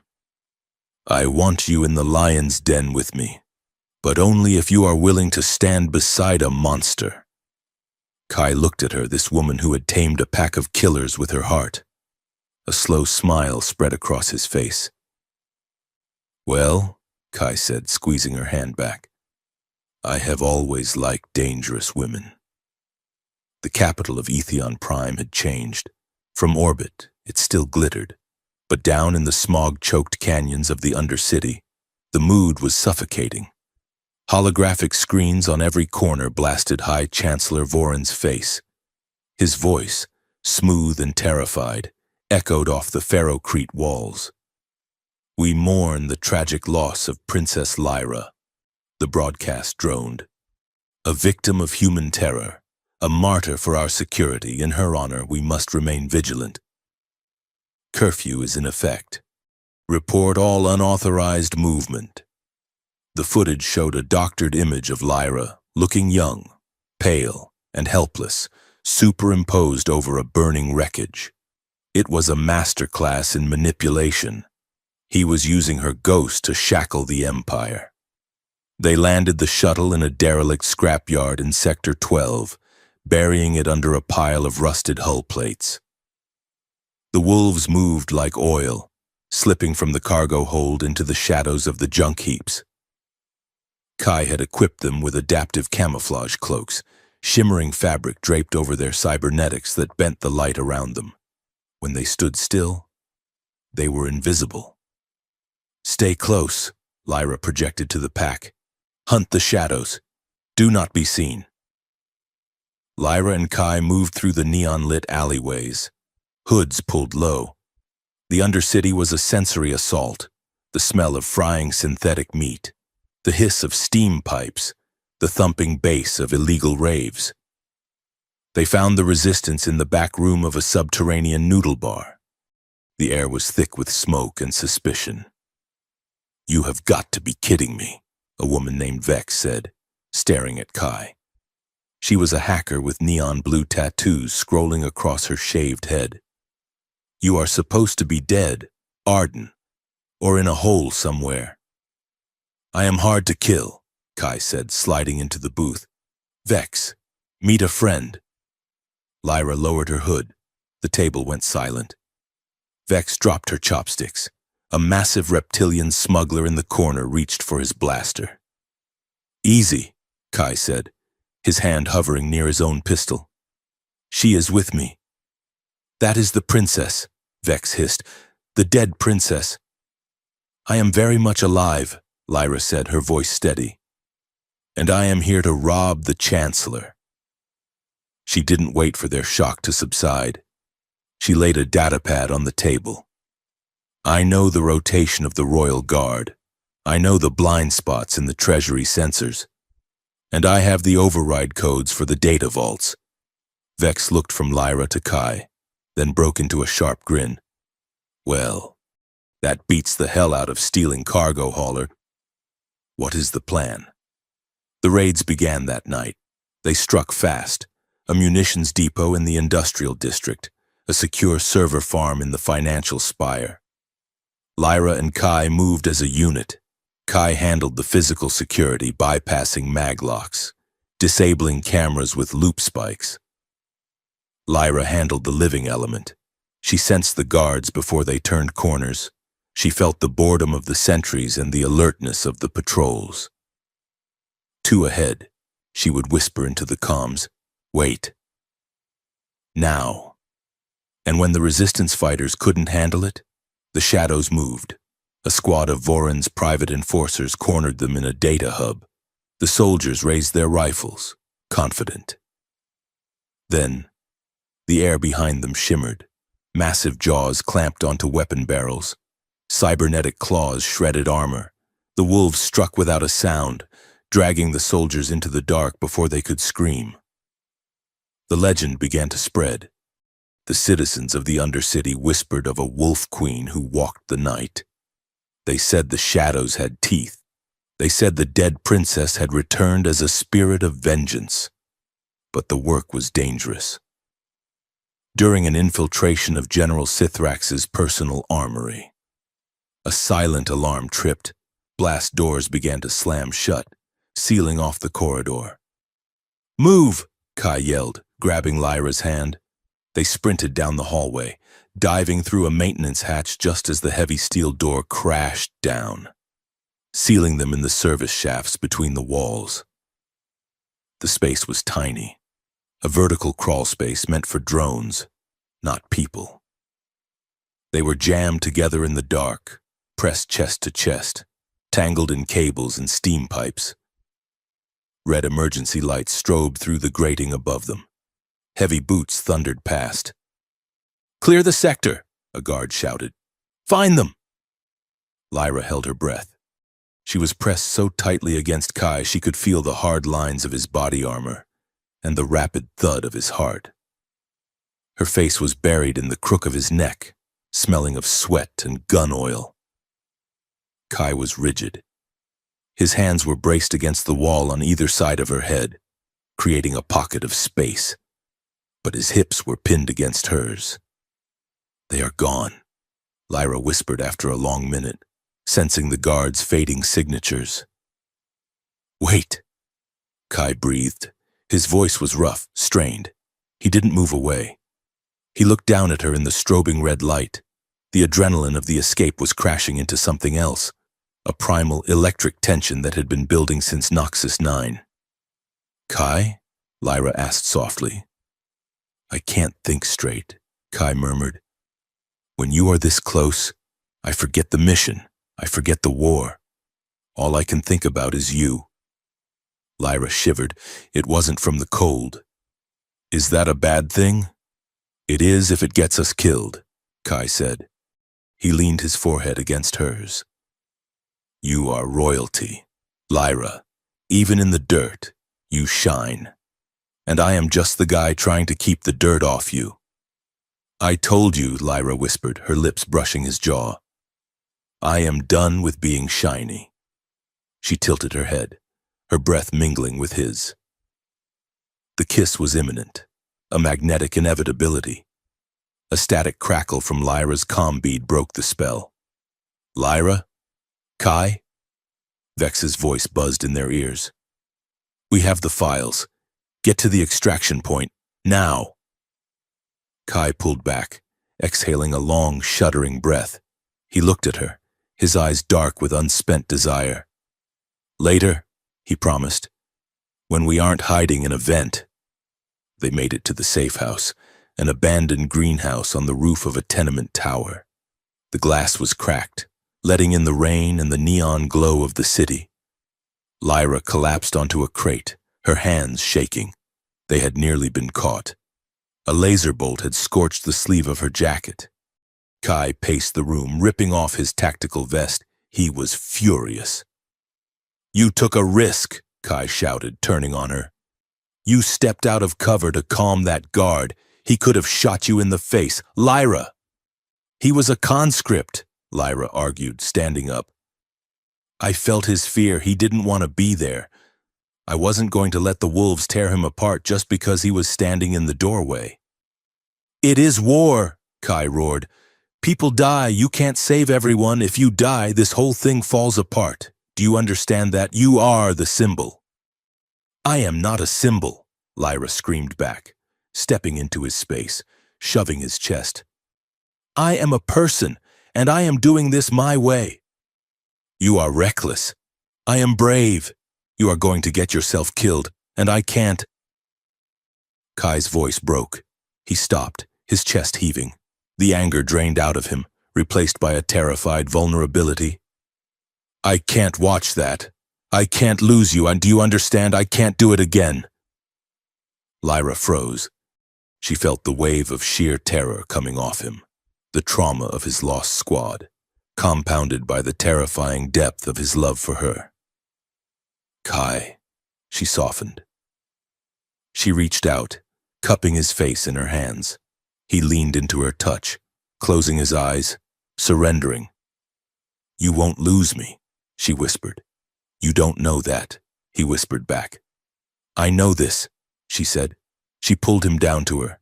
This time, there were no interruptions. The kiss was fierce, a collision of fear and relief. It was an argument and an apology all at once. Kai's arms wrapped around her waist, lifting her off the ground, crushing her to him as if he could physically shield her from the universe. They stumbled back against the wall of the greenhouse, the rain drumming on the glass above them. In the shadows of the safe house, amidst the overgrown vines and the distant sirens of the capital, they crossed the final line. There were no more princess and prisoner. There was only Lyra and Kai, two broken people fitting their jagged edges together to make something whole. While Lyra and Kai fought in the shadows, Vorin worked in the light. He sat in the Emperor's chair, unofficially, of course. He was signing arrest warrants for 3 dukes who had questioned the budget for the new fleet. The humans are recruiting allies, General Sithrax reported, standing at attention. We have intercepted transmissions from the Xyloth Syndicate. They are supplying weapons to the resistance. Let them, Vorin said, sipping a glass of wine. It only proves my point. The Empire is under siege. We need order. We need purity. And the rumors? Sithrax asked. The Wolf Queen? Voron's hand paused. Superstition. The desperate dreams of the poor. Ignore it. But he couldn't ignore the data. His vaults were being breached. His secrets were leaking. And every breach carried a digital signature that looked suspiciously like royal encryption. Lyra knew she had to see her father. It was madness. The palace was a fortress.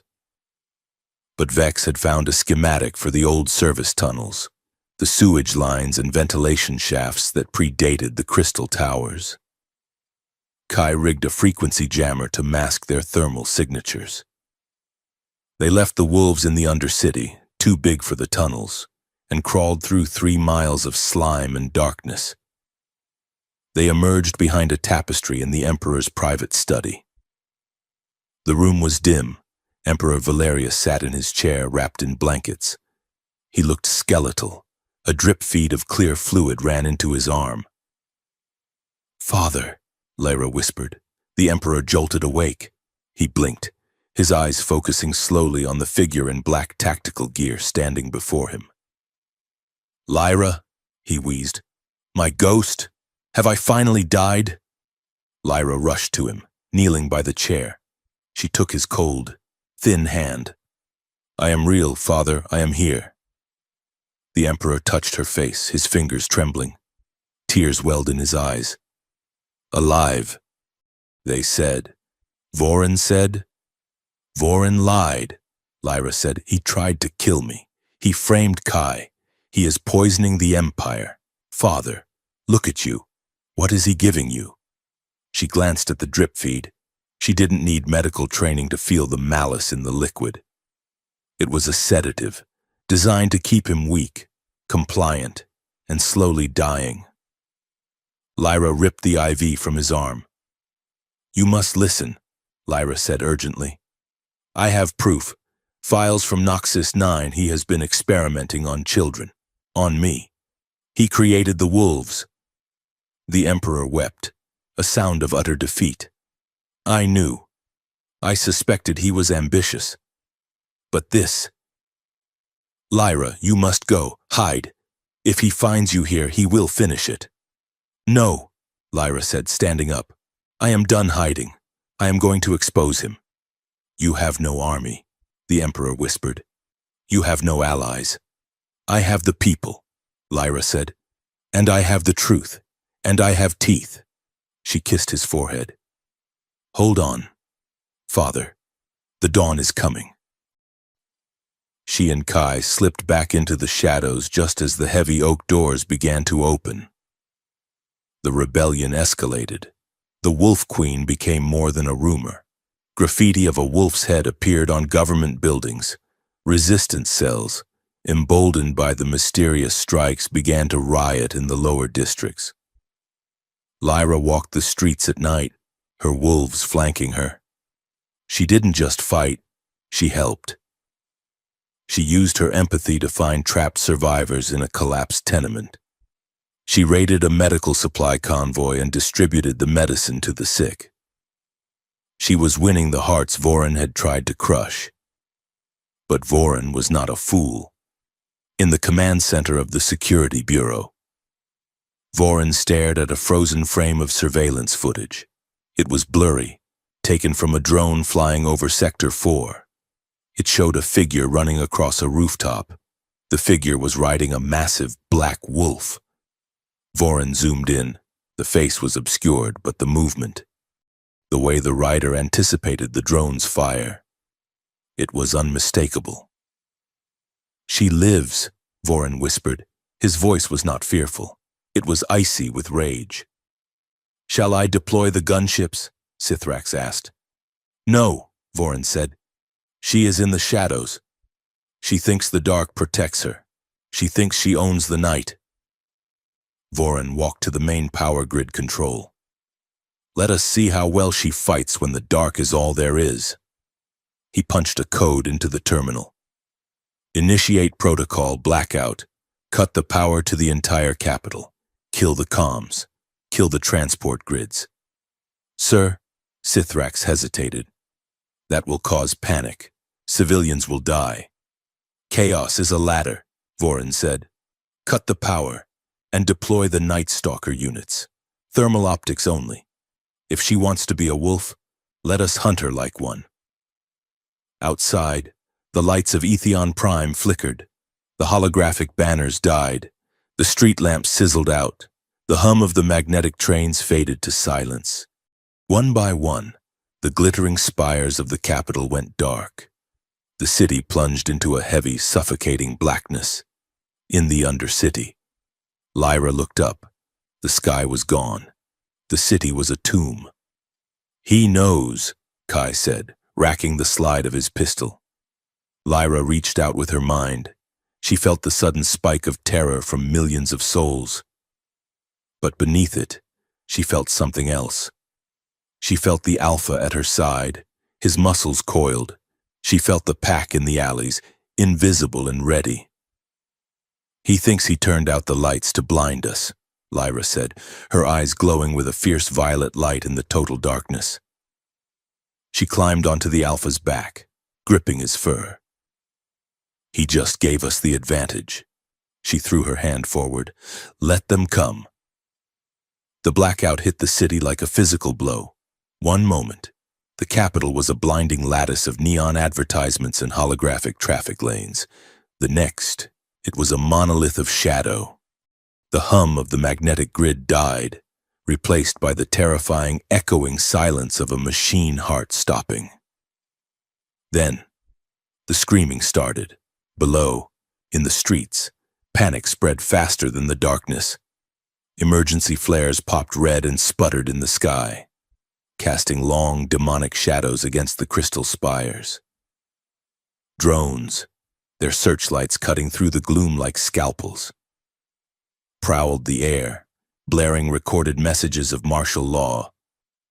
Citizens, return to your homes. Curfew is in effect. Non-compliance will be met with lethal force. On the roof of a data storage tower, 50 stories above the chaos, Lyra stood with the wind whipping her hair across her face. The alpha wolf paced beside her, his claws clicking on the metal roof, a low growl rumbling in his chest that Lyra felt in her own bones. Around them, the pack waited, dozens of sleek black shapes with eyes of burning blue and red. He did it, Kai said, checking his pistol's charge for the 10th time. Vorin actually did it. He killed the city to catch a ghost. Lyra closed her eyes. The empathic noise from below was deafening. It wasn't just fear, it was a tidal wave of confusion, terror, and the sharp, spiking panic of mothers losing children in the dark. It washed over her, threatening to pull her under. We have to move, Kai urged, his voice tight. The grid is down. His comms are patchy. This is our only shot at the palace. We hit the command center now. Cut the head off the snake. No, Lyra said, opening her eyes. Listen to them. Kai, the people are trapped. The sublevels are flooding with panic. If we leave them, the enforcers will massacre them in the confusion. We can't save everyone, Kai snapped, grabbing her arm. This is war. Lyra, if we don't stop Varen, they all die anyway. We need to focus on the objective. Lyra pulled her arm away, her eyes flashing violet. They are the objective. If I burn the city to save the throne, I am just Varen with a different crown. I will not leave them to be slaughtered while we play hero. And if you die pulling a civilian out of a gutter, who saves the Empire? Kai shouted back, the fear for her ripping through his tactical composure. You are the only one who can stop this. Don't throw your life away. They stared at each other on the windy rooftop, the city burning in patches below them. It was the same argument they had been having since the crash, his pragmatism against her heart. But now, the stakes were millions of lives. Lyra softened. She saw the terror in his eyes, not for the mission, but for her. He was terrified of watching her bleed out on a sidewalk because she stopped to help a stranger. We do both, Lyra said, her voice steady. We split the pack. Half go to the evacuation routes. They guard the civilians. The resistance knows the safe zones. We use the wolves to clear a path. And the other half? Kai asked. They come with us, Lyra said, turning toward the distant darkened spire of the Imperial Palace. To the throat? Kai looked at her, jaw clenched. He hated it. He hated dividing their forces. But he saw the resolve in her face, the iron spine of a queen who refused to trade lives for victory. Fine, Kai growled, turning to the pack. Alpha Squad, on me. Beta, go with Vex and hold the bridges. If anyone shoots at anything that isn't a drone, eat them. The ride to the palace was a blur of adrenaline and shadow. Lyra mounted the Alpha, gripping his coarse fur as he launched himself off the roof. They landed on a maglev track, the metal groaning under their weight, and sprinted toward the city center. It was a scene from a myth that came to life. The princess. Her white gown shredded and stained with soot, riding a monster of nightmare through the canyons of steel. Beside her, Kai ran, his boots pounding the metal, his cloak shimmering with active camouflage as he fired precise, covering shots at the drones diving from above. Left! Kai yelled. The pack banked hard, dodging a strafing run from an enforcer gunship. The pavement exploded where they had been a second before. They hit the lower markets, weaving through the stalled traffic. The darkness here was absolute, broken only by the sweeping beams of the hunter-killers. Suddenly, a section of the skywalk above them groaned and gave way, shattered by a stray missile. Debris rained down. Amidst the falling concrete, a small shape tumbled, a child, no older than 6, screaming as the walkway disintegrated. Lyra! Kai shouted. She didn't think so. She launched herself from the Alpha's back, her mind reaching out to cushion the impact. But she was too far. She dove, sliding across the slick pavement, arms outstretched. She caught the child inches from a jagged pile of rebar. The momentum threw her into a roll, her body shielding the small boy as they skidded into a wall. Pain flared in her shoulder, but she held on. The child was clinging to her neck, sobbing, his small fingers digging into her skin. Lyra froze. The sensation, the tight, desperate grip, the smell of dust and terror hurled her back 15 years. She was a child. She was in the White Room. The straps were tight. The doctors were looming. Please, I want to go home. It hurts. Please. Got you. Kai's voice broke the flashback. He was there, hauling them both up, his gun training on the shadows. Are you hit? Lyra looked down at the boy. He was staring at her, eyes wide, shaking violently. No more, Lyra whispered, her voice trembling with a rage so deep it felt like magma. I swear it. No more children in cages, no more pawns. She handed the boy to a resistance fighter who had emerged from a nearby doorway. Get him underground. Now. She turned back to Kai, her eyes burning. Let's finish this. They were pinned down 3 blocks from the palace gates. Heavy repeater fire chewed up the concrete barrier they were huddled behind. The air was thick with smoke and the whine of charging plasma coils. We can't cross the plaza, Kai yelled over the roar of gunfire. They have automated turrets covering the kill zone. We need a new angle. The comms tower, Lyra pointed to a shattered Gothic structure looming to their right. It connects to the palace subgrid. If we can get inside, I can override the turret sensors. They moved, a desperate sprint through a hail of energy bolts. The wolves provided cover, drawing fire with impossible speed, leaping over barricades and tearing into the enemy flanks. They crashed through the heavy oak doors of the tower, slamming them shut and barring them with a fallen statue. Silence fell, heavy and suffocating. The tower was a ruin. The stained glass windows, once depicting the history of the stars, were blown out. The floor was a mosaic of colored shards. Moonlight filtered in through the holes in the roof, casting long, broken beams of light. Kai slid down against a pillar, checking his ammo. He had 2 clips left. His hands were shaking, not from fear, but from the adrenaline crash. "Kai," Lyra said softly. He looked up. She was standing in a pool of blue light, her chest heaving. Blood trickled from a cut on her cheek. She looked exhausted, battered, and utterly magnificent. "You should stay here," Lyra said. Kai let out a harsh laugh. "What? No, absolutely not." "Vorin knows you are with me," Lyra said, walking toward him. "He hates you. He needs to break me. Kai, the fastest way to do that is to kill you in front of me. If you come into that throne room, you are a target." "I am a soldier, Lyra," Kai said, standing up, his voice rising. "I am always a target. That is the job." "This isn't a job," Lyra cried, grabbing the lapels of his jacket. "This isn't a mission. This is... I can't lose you. If I win the throne and you are dead, it will all taste like ash. I don't want the crown if I have to walk over your grave to get it." "And what do you think I feel?"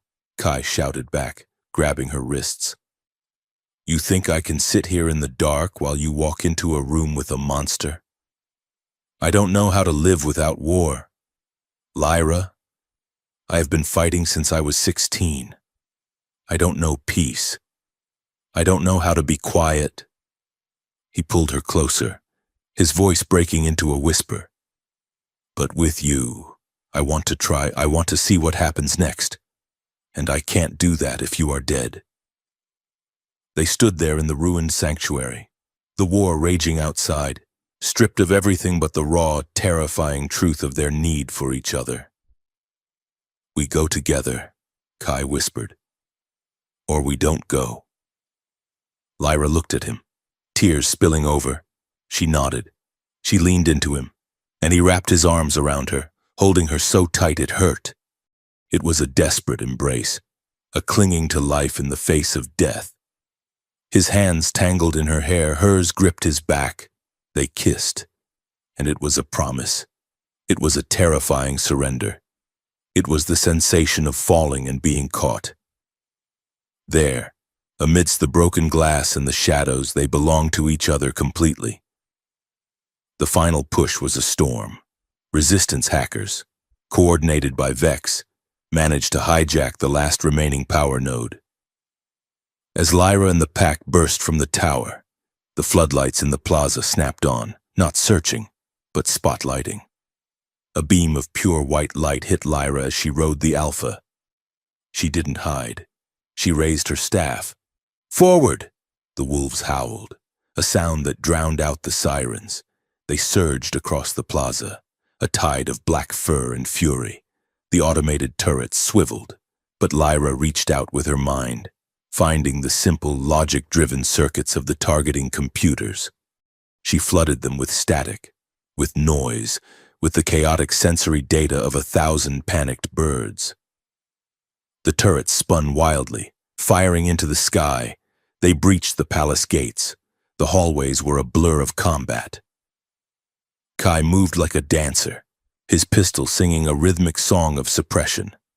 He covered Lyra's blind spots, watching the balconies, the shadows.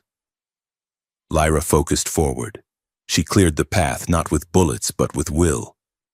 She projected waves of heavy, soporific calm at the guards, making their limbs heavy, their reactions slow. They reached the throne hall. The massive golden doors were sealed. The Alpha rammed them, his cybernetic enhancements whining. The metal groaned and buckled. They stepped inside. The hall was vast, lined with the statues of Lyra's ancestors. At the far end, on the dais, stood High Chancellor Vorin. Beside him was General Sithrax, encased in a massive prototype exosuit that bristled with weaponry. A dozen elite Praetorian guards stood between them and the throne. "Impressive," Voren's voice boomed, amplified by the room's acoustics. "The little bird grew claws." "It is over, Voren," Lyra called out, her voice clear. "The city knows. The people are rising." "The people are sheep," Voren sneered. "They believe what the screen tells them. And right now, the screen says you are a monster." He gestured. "Kill the beast. Take the girl alive. I want to dissect her brain to see how she does it." Sithrax charged. The exosuit was a tank on legs. It raised a rotary cannon. "Scatter!" Kai yelled. The wolves broke formation, flowing around the room like water. Kai slid under a hail of gunfire, aiming for the hydraulic joints of the general's suit. It was chaos. Wolves versus steel. Teeth versus armor. Lyra didn't fight Sithrax. She fought the guards. She walked toward them, her hands raised. They aimed their rifles, but their hands were shaking. "You know this is wrong," Lyra projected into their minds. She didn't shout. She whispered. She found the doubt buried deep in their subconscious, the hesitation they felt when ordered to fire on civilians, the shame of serving a tyrant. "He is lying to you. He is using you." One guard lowered his rifle, then another. "Shoot her!" Sithrax roared, trying to track the wolves swarming his legs. "They won't," Lyra said calmly. Kai, seeing his opening, vaulted off a statue and landed on Sithrax's back. He jammed a grenade into the suit's primary exhaust port and kicked away. "Eat this, Tin Man!" The explosion blew the power coupling. The suit seized up, falling to one knee with a screech of grinding metal. Sithrax was trapped in his own armor. Voren, realizing his shield was gone, turned and ran for the media alcove behind the throne.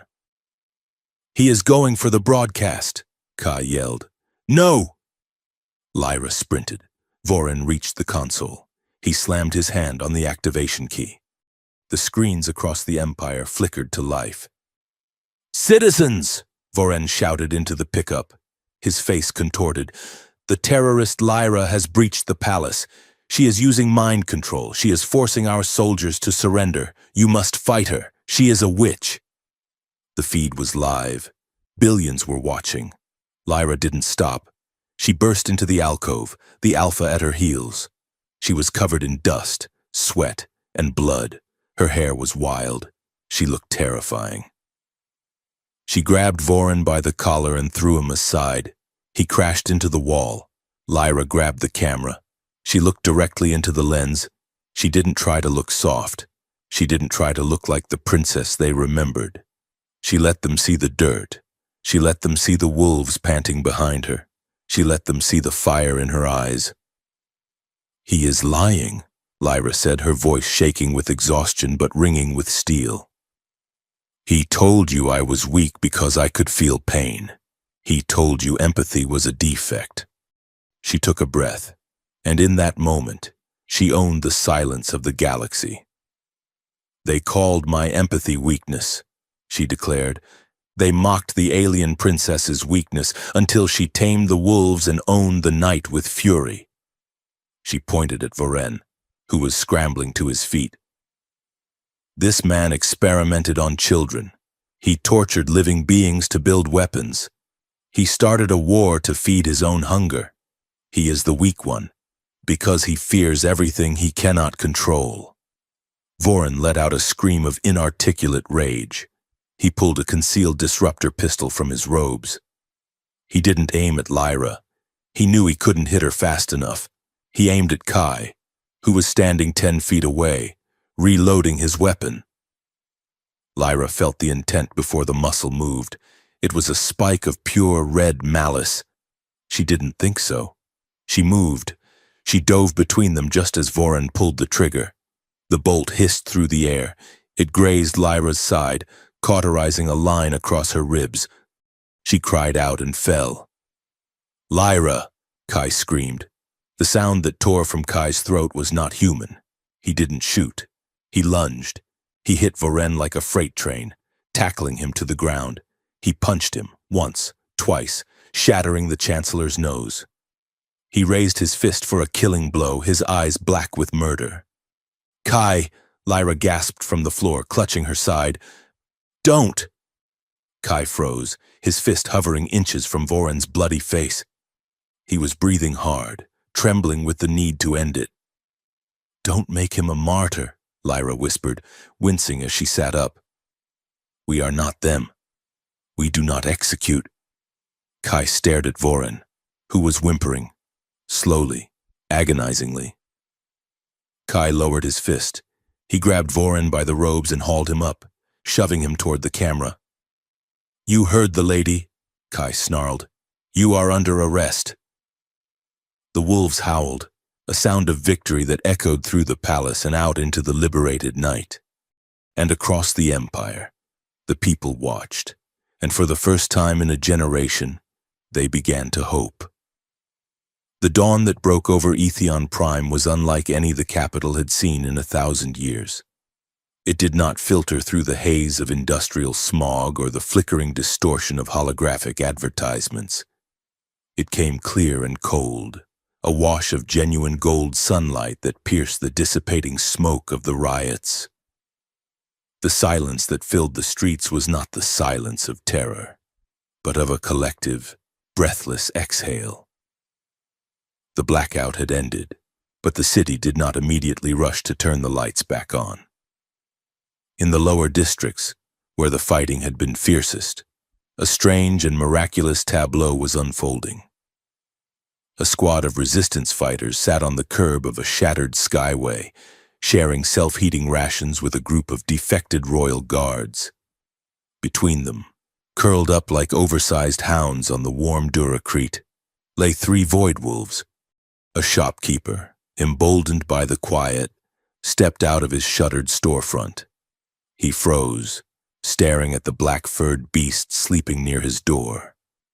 The wolf opened one electric blue eye, regarded the man for a moment, and then let out a huff of air before closing it again. It was not a monster. It was a tired soldier taking a nap. The fear that Voren had cultivated for decades was evaporating, replaced by a bewildered awe. The monsters were not in the dark. The monsters had been in the palace all along. The Grand Tribunal Hall was a cavernous amphitheater of white marble and floating judgment pods. Historically, this room had been used to condemn dissidents and silence critics. Today, it was packed to capacity with a mixture of high nobility in their velvet finery, rough-spun resistance leaders, and representatives from the human colonies who had been granted emergency clearance. In the center of the room, suspended in a gravity-dampened cage, stood High Chancellor Voren. He was stripped of his midnight robes, wearing a simple gray prisoner's tunic. General Sithrak stood beside him, his massive frame looking small without his exosuit, his cybernetic eye dim and twitching. Princess Lyra stood on the witness podium. She wore no armor today, nor the stifling ceremonial gowns of her past. She wore a simple tunic of white and gold, with a dark cloak thrown over her shoulders, a visual bridge between the royal she was born as and the warrior she had become. The prosecution recognizes Princess Lyra of House Valerius, the head justice intoned, his voice echoing from the high ceiling. Please state the nature of your evidence. Lyra gripped the railing. She looked at Voren. He met her gaze with a sneer, but she felt the jagged, cold shard of fear buried deep in his chest. He was terrified of her. My evidence, Lyra began, her voice steady and amplified throughout the hall, is not just on the data pads I have submitted. It is in the blood of the creatures this man tortured, and it is in my own veins. A murmur ran through the crowd. Chancellor Voren claimed that strength is the absence of feeling, Lyra continued. He claimed that my empathy was a defect that made me unfit to rule. To prove this, he authorized Project Fenris. He took living sapient creatures, the void wolves, and carved them open. He installed kill switches in their brains. He used pain as a programming language. She paused, letting the horror of it settle over the room. And he used me, Lyra said, her voice dropping an octave, resonating with a raw power that silenced even the rustling of robes. He harvested my genetic material when I was a child. He sought to weaponize the very thing he mocked. He wanted my empathy not to heal but to enslave. He believed that because I could feel the pain of others, I would be too weak to stop him from inflicting it. Lyra turned to the audience, spreading her hands. He was wrong. To feel pain is not a weakness. It is the only thing that makes strength matter. Without empathy, power is just cruelty. Without connection, an empire is just a cage. I felt the pain of the wolves. I felt the fear of the humans he framed. And I chose to let that pain drive me, not break me. The Emperor sat in the highest box, his face pale and wet with tears. He stood up, his legs shaking. The Emperor spoke, his voice cracking. I admit my negligence. I allowed a viper to nest in my bosom because I was too tired to question him. I let my daughter carry the weight of my conscience. No more. The banging of the gavel was lost in the roar of approval from the gallery. It was the sound of a regime crumbling, not by force, but by the weight of the truth. The reforms came fast, driven by the momentum of the victory. 2 weeks after the trial, Lyra stood in the palace courtyard for the ratification ceremony. The air was crisp, smelling of the blooming star lilies that lined the walkways. By the order of the Crown and the People's Council, the herald proclaimed, we hereby enact the Sentient Rights Accord. The experimentation on sapient biological life without informed consent is banned under penalty of permanent exile. Furthermore, the Treaty of Mutual Aid is signed between the Thalassian Empire and the United Human Colonies. Lyra stepped forward to the podium. Beside her, sitting on his haunches with the stillness of a statue, was the Alpha Wolf. He had been cleaned of the grime of war, his fur glossy, though the scars and metal plates remained as badges of his history. We do not hide our scars, Lyra said to the crowd, and we do not hide our friends. She placed a hand on the Alpha's head. For their service in the liberation of the capital, and for their unique sentience, the Void Wolves are hereby granted the status of Sentinel Companions. They are citizens of the night, under the protection of the throne. The Alpha lowered his massive head in a bow. It was not a trick. It was a gesture of mutual respect. And to you, Princess Lyra, the herald continued, for your courage in the dark, the council bestows a new title, High Defender of the Night. The crowd cheered. Lyra smiled, but her eyes drifted to the edge of the platform. Kai Arden stood there, leaning against a pillar in a dress uniform that looked uncomfortable on him. He was clean-shaven, save for the permanent stubble on his jaw, and his hair had been wrestled into something resembling order. He clapped with the rest of them, but his smile did not reach his eyes. He looked like he was already halfway out the door. The reception that evening was a blur of light and noise. Kai was officially cleared of all charges.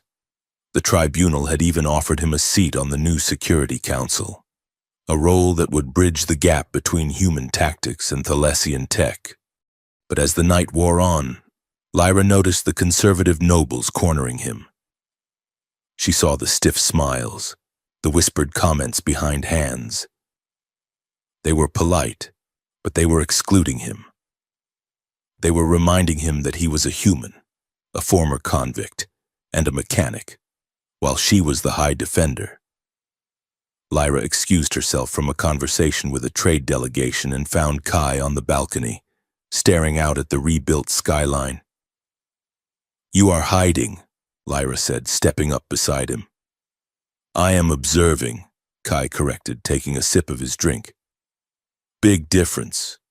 Observing involves less running away.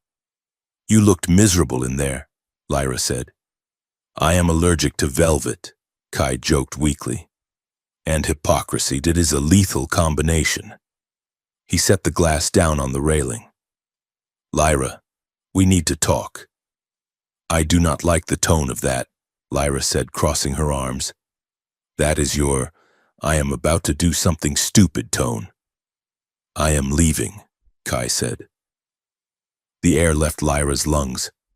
She stared at him, waiting for the punchline. Excuse me? The council offered me a ship, Kai said, not looking at her. A long-range scout. I can go back to the human sector, help with the transition from that side. It makes sense. It makes zero sense, Lyra snapped. You are part of the Security Council. You are mine, she wanted to say, but the words caught in her throat. Lyra, look at them. Kai gestured back toward the party. They are tolerating me because I helped you win. But the war is over. Now comes the politics. You need alliances. You need stability. You need a consort who can bring you a fleet or a planet, not a guy with a rap sheet and a bad attitude. So you are deciding my future for me? Lyra asked, her voice rising. Is that it? You think you know what is best for the fragile princess? I am trying to give you a chance. Kai spun around, his frustration boiling over. You have a whole empire to fix. You don't need the scandal of a human lover dragging you down. I am doing this to keep you safe. I survived a crash landing on a Deathworld, Lyra shouted back, stepping into his space. I tamed a pack of bioweapons. I walked into a throne room and stared down a loaded gun. Do not dare talk to me about safety. She was furious, trembling with it. The empathy that usually guided her was swirling with a storm of hurt. I do not want a fleet, Lyra cried. And I do not want a duke who looks good in a hologram. I want the man who sat on the floor of a dirty lab with me when I was falling apart. I want the man who taught me that my heart was a weapon. Kai stared at her, his defenses crumbling. The self-hatred that had driven him for years, the survivor's guilt that told him he was trash, finally cracked under the sheer force of her anger. I am not good enough for you, Kai yelled, the truth finally ripping out of him. That is the truth, Lyra. I am broken. I woke up screaming. I have more ghosts than friends. You are the light of the damn galaxy, and I am just the shadow that gets in the way. Silence fell over the balcony. The party inside seemed a million miles away. Lyra closed the distance between them. She didn't shout this time. She reached out and took his face in her hands, forcing him to look at her. You are not a shadow, she whispered, her voice trembling. You are the only person who ever saw me. Everyone else saw a princess or a victim or a tool. You saw me. You saw my weakness and you didn't run. You stayed. She brushed her thumb over the scar on his cheek. You think you are broken? Lyra asked softly. So am I. We are both jagged edges, Kai. But we fit together. Do not leave me to be whole and lonely. Stay and be broken with me. Kai looked at her, tears spilling from his dark eyes. He let out a shuddering breath, the fight leaving him. I am terrified, he confessed, his voice barely audible. I can fight an army, Lyra, but being this happy, it terrifies me. Good. Lyra smiled through her own tears. Fear keeps us sharp. She pulled him down to her. The kiss was not the desperate, adrenaline-fueled collision of the war. It was slow. It was deep. It was a conversation without words, a sealing of a pact that went deeper than any law. It tasted of salt and hope and the terrifying, wonderful promise of a shared future. When they finally pulled apart, Kai rested his forehead against hers. Okay, he whispered. I stay, but I am not wearing velvet. Lyra laughed, a bright sound that carried out over the city. We will negotiate. The scandal broke the next morning. and it was magnificent. Lyra walked into the council chamber for the morning session, flanked by her usual guards, but walking beside her, matching her stride, was Kai Arden. He wore a simplified version of the royal uniform, black tactical fabric with gold trim, practical and sharp. "Lords and ladies," Lyra announced, taking her seat at the head of the table. "I would like to introduce the new Lord Commander of the Sentinel Guard, and my official consort." The silence was deafening. Then, the whispering started. Within the hour, the gossip networks were melting down. The headlines ranged from "The Princess and the Prisoner," a royal scandal, to "Human mechanic steals the crown jewels." Memes flooded the galactic data stream. One popular image compared the pristine, polished suitors of the past, dukes with perfect hair and empty eyes, to a grainy photo of Kai covered in grease, holding a wrench, with the caption, "She chose the one who knows how to fix the engine." The humor became a weapon against the old guard. It humanized the monarchy in a way no propaganda campaign ever could. And then there were the wolves. The Sentinel companions took their job seriously, but they were still at their core pack animals. During a tense trade negotiation with a visiting delegation of reptilian merchants, the alpha wolf decided that the lead ambassador was hoarding the snacks. He walked over, placed his massive head on the ambassador's lap, and stared at him until the terrified diplomat handed over his entire plate of roast fowl. Kai, sitting at Lyra's right hand, choked on his water, trying not to laugh. Lyra simply smiled and said, "The Sentinel has judged your offering acceptable. Proceed." On another occasion, a pompous duke tried to lie about his tax revenues. A young female wolf, sensing the deception in his pheromones, stood up from her spot under the table and let out a low, vibrating growl that caused the duke to faint dead away. The meeting adjourned, Kai had announced, due to excessive dishonesty. The palace, once a place of cold crystal and silence, became loud, chaotic, and alive. It was messy, it was real, and for the first time it felt like a home. But Lyra knew that governing was not just about surviving the council chamber. 6 months into the new reign, she launched the Frontier Initiative. She packed a diplomatic cruiser, not with nobles, but with engineers, doctors, and a select pack of wolves. She and Kai traveled to the Outer Rim, to the worlds that had been neglected by Voron's centralized greed. They went to the mining colonies where the air scrubbers were failing. They went to the agri-worlds where the soil was turning to dust. Lyra didn't just wave from a balcony, she walked the fields. She stood in the processing plants, in a mining settlement on the moon of Krios. The local governor tried to assure her that the workers were happy, despite the visible sickness in the population. Lyra took off her gloves. She walked into the crowd of miners. She took the hand of an old woman whose skin was gray with dust sickness. She closed her eyes. She didn't block it out. She let it in. She felt the burning in the woman's lungs, the ache in her joints, the hopelessness of working for a future she would never see.